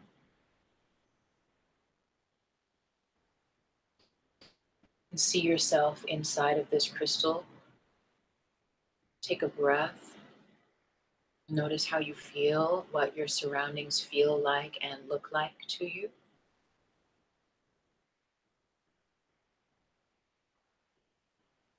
And then we're going to gently hold that crystal, move it away from the heart once you feel that you have entered that crystal. And we're going to place the crystal over and in front of our mouths, holding it in that hand. And we can say to this crystal, thank you for being here on this day for this healing. I welcome all of your powerful healing properties, abilities, and attributes. And I now ask that they be activated to their maximal love, their maximal light for this healing now. Dear Crystal, sweet friend, I ask you today to help in clearing my aura, to help to cleanse my aura, my energy body, and to help seal up any cracks, any openings, any areas that where my energy may be leaky throughout all of my bodies. I ask you now that we do this work together right now on this day, and so it is. And I thank you in advance. I recognize that you are a part of a greater whole of this planet. And I ask now that you consciously connect with the Mother Earth, with the part of you from which you came, to the greater whole of you. And I ask for the healing properties of that part of the earth to be activated and connected through you and to you and through me and to me while we do this work today. And so it is. And I thank you. And I thank you and I love you. And you are love. And so it is. Now, from this space of you residing in this crystal that you hold in your hand, we are now going to take this crystal out to the side. Your elbow will be bent and you will be holding your crystal in your hand facing forward in front of you. And with this crystal, you're going to scan your aura. For today, we are going to work with the main energy bodies, the emotional, the mental bodies. These are the roots of how our physical form shows itself in the world. And if there are any other bodies that come to your awareness, absolutely, as you are guided to work with them also. Holding this crystal in our hand, we are going to begin to move it around our body slowly. And it's going to be a scanner, a scanning device. And it's going to show us where there are probably some weak spots in our aura, where there are openings or leaky energy. And just begin to activate that awareness, just beginning to slowly move your crystal around your body, around your aura and your energy field, and connect with this work here of scanning and reading your own aura. And then we're going to take this crystal in our hand and we're going to place it at the very base of the spine near the genitals. And we're going to hold it there a moment. It can touch the body or it can be away from the body. And we're going to take a reading of the root chakra energy. And we're going to allow ourselves to be intuitively open and receptive to any information that comes forth. If there is anything we should be aware of now that needs to be healed and sealed in this root area of our aura and all the parts of our energy bodies that reflect this.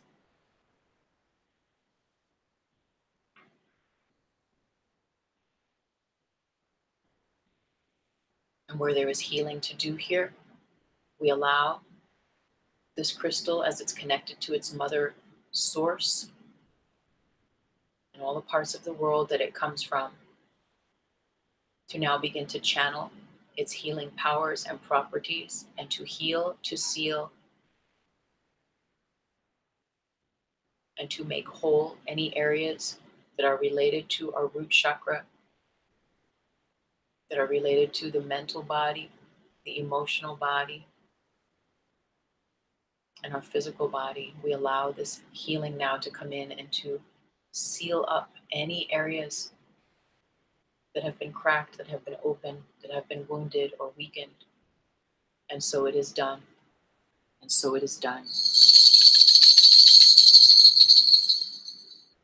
And now we take this crystal in our hand and we move our palm up to the second chakra just below the navel, and we can hold again that crystal onto the body or a few inches away from the body.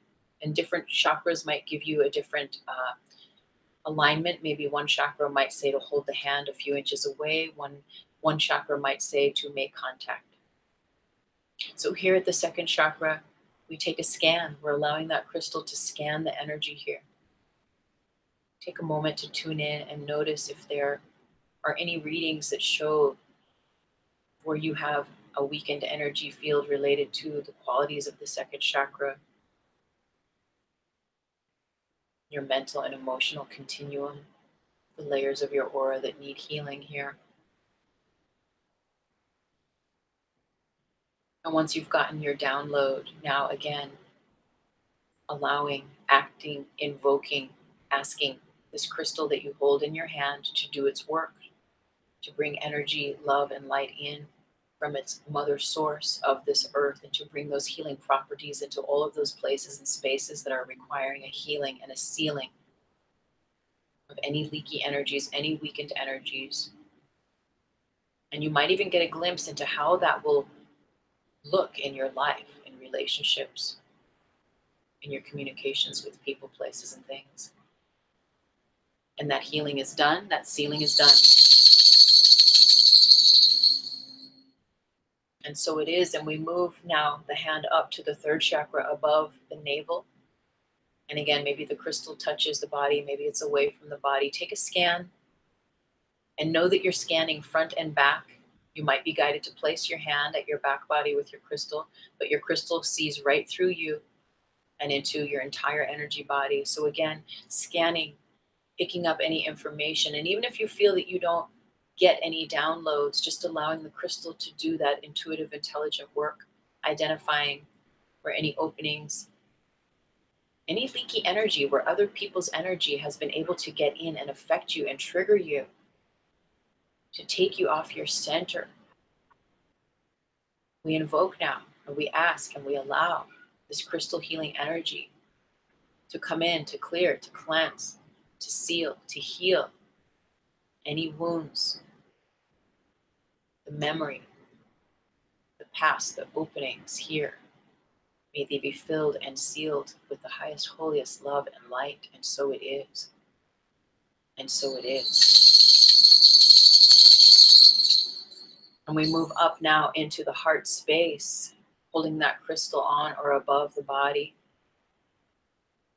Letting that crystal energy scan over the heart space.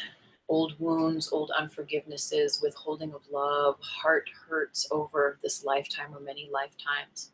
We ask now that this crystal bring in its healing energy, its love and its light, its wisdom, its powers, its properties to help heal and seal, clear and cleanse the energy here as it transmutes, as it relates to and through our aura, our energy bodies, mental, emotional, and beyond.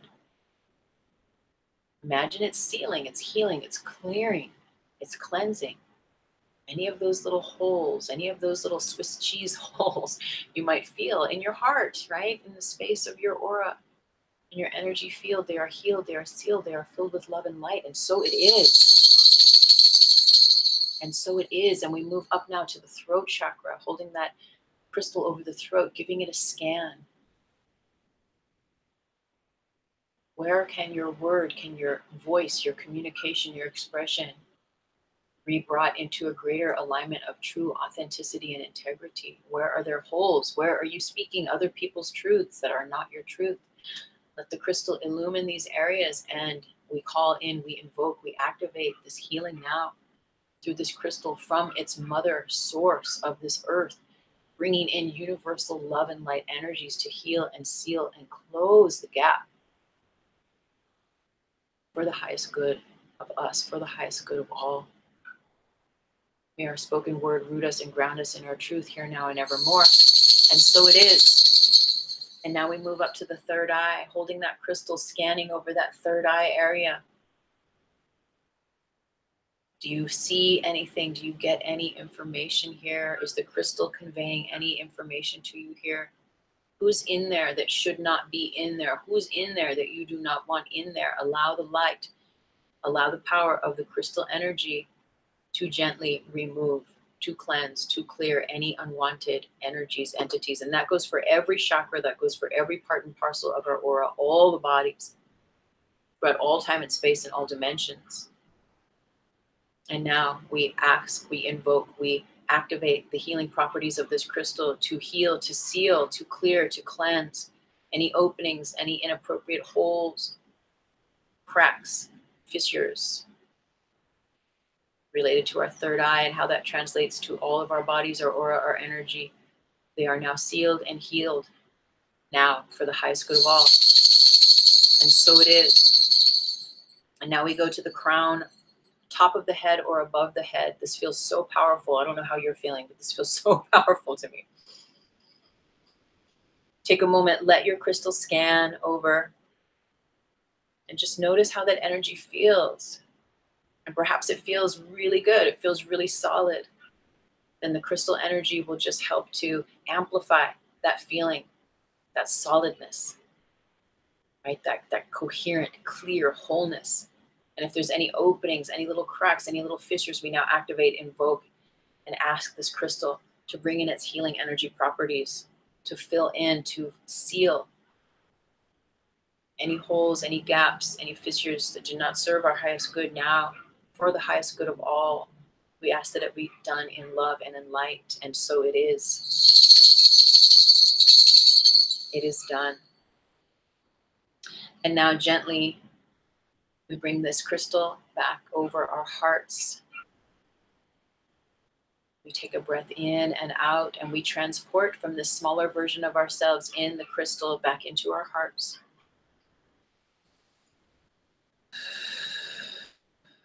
And we begin to grow. We begin to grow and grow this smaller version of ourselves in our hearts. We begin to expand back into our life-size body. And we know that we have received powerful healing emanations from being inside, from transporting inside of this crystal. We know we have done tremendous work with this crystal energy. And so we thank this crystal. We thank our crystal families and the family with which and from which this crystal came. We thank our energy guides, our angels, all those light beings who love us, that work with us, our animal totems. We thank you for holding space on this day. Take a moment to visualize and see your aura and see yourself surrounded. Maybe it's an egg shape, maybe it's a big round circle, maybe it's a disc shape, just surrounded by clear, clear love and light. And you are solid. Your aura is solid. Nothing that is not of the highest order of love and light gets in, and only love and light gets out. So you are just receiving love and light and transmitting love and light for the highest good. And so it is. And we can imagine all those crystals in our body resonating to their most beautiful fractals, their beautiful geometries, and allowing that energy to emanate through our aura, through our thoughts, our words, on this day and every day. And so it is. We'll take our crystal now into both hands. Take one more moment to take a breath and just offer your gratitude in your own silent way to this crystal, to your crystal family, crystal friend. We say thank you and I love you. And we welcome more ways to work. We welcome being open and receptive to you, our crystal family, showing us how we may use you and work with you for the highest good, to create healing, to create the highest circumstances of joy, of prosperity, of healing, of blessings, of success, of well-being, of relaxation, peace, compassion, forgiveness, and your powers of love and light. We welcome all of your information and your downloads you have for us here, now, and evermore. Thank you for always guiding us in the highest light. We love you and we thank you, and so it is. Namaste, beautiful crystal. I like to kiss my crystals.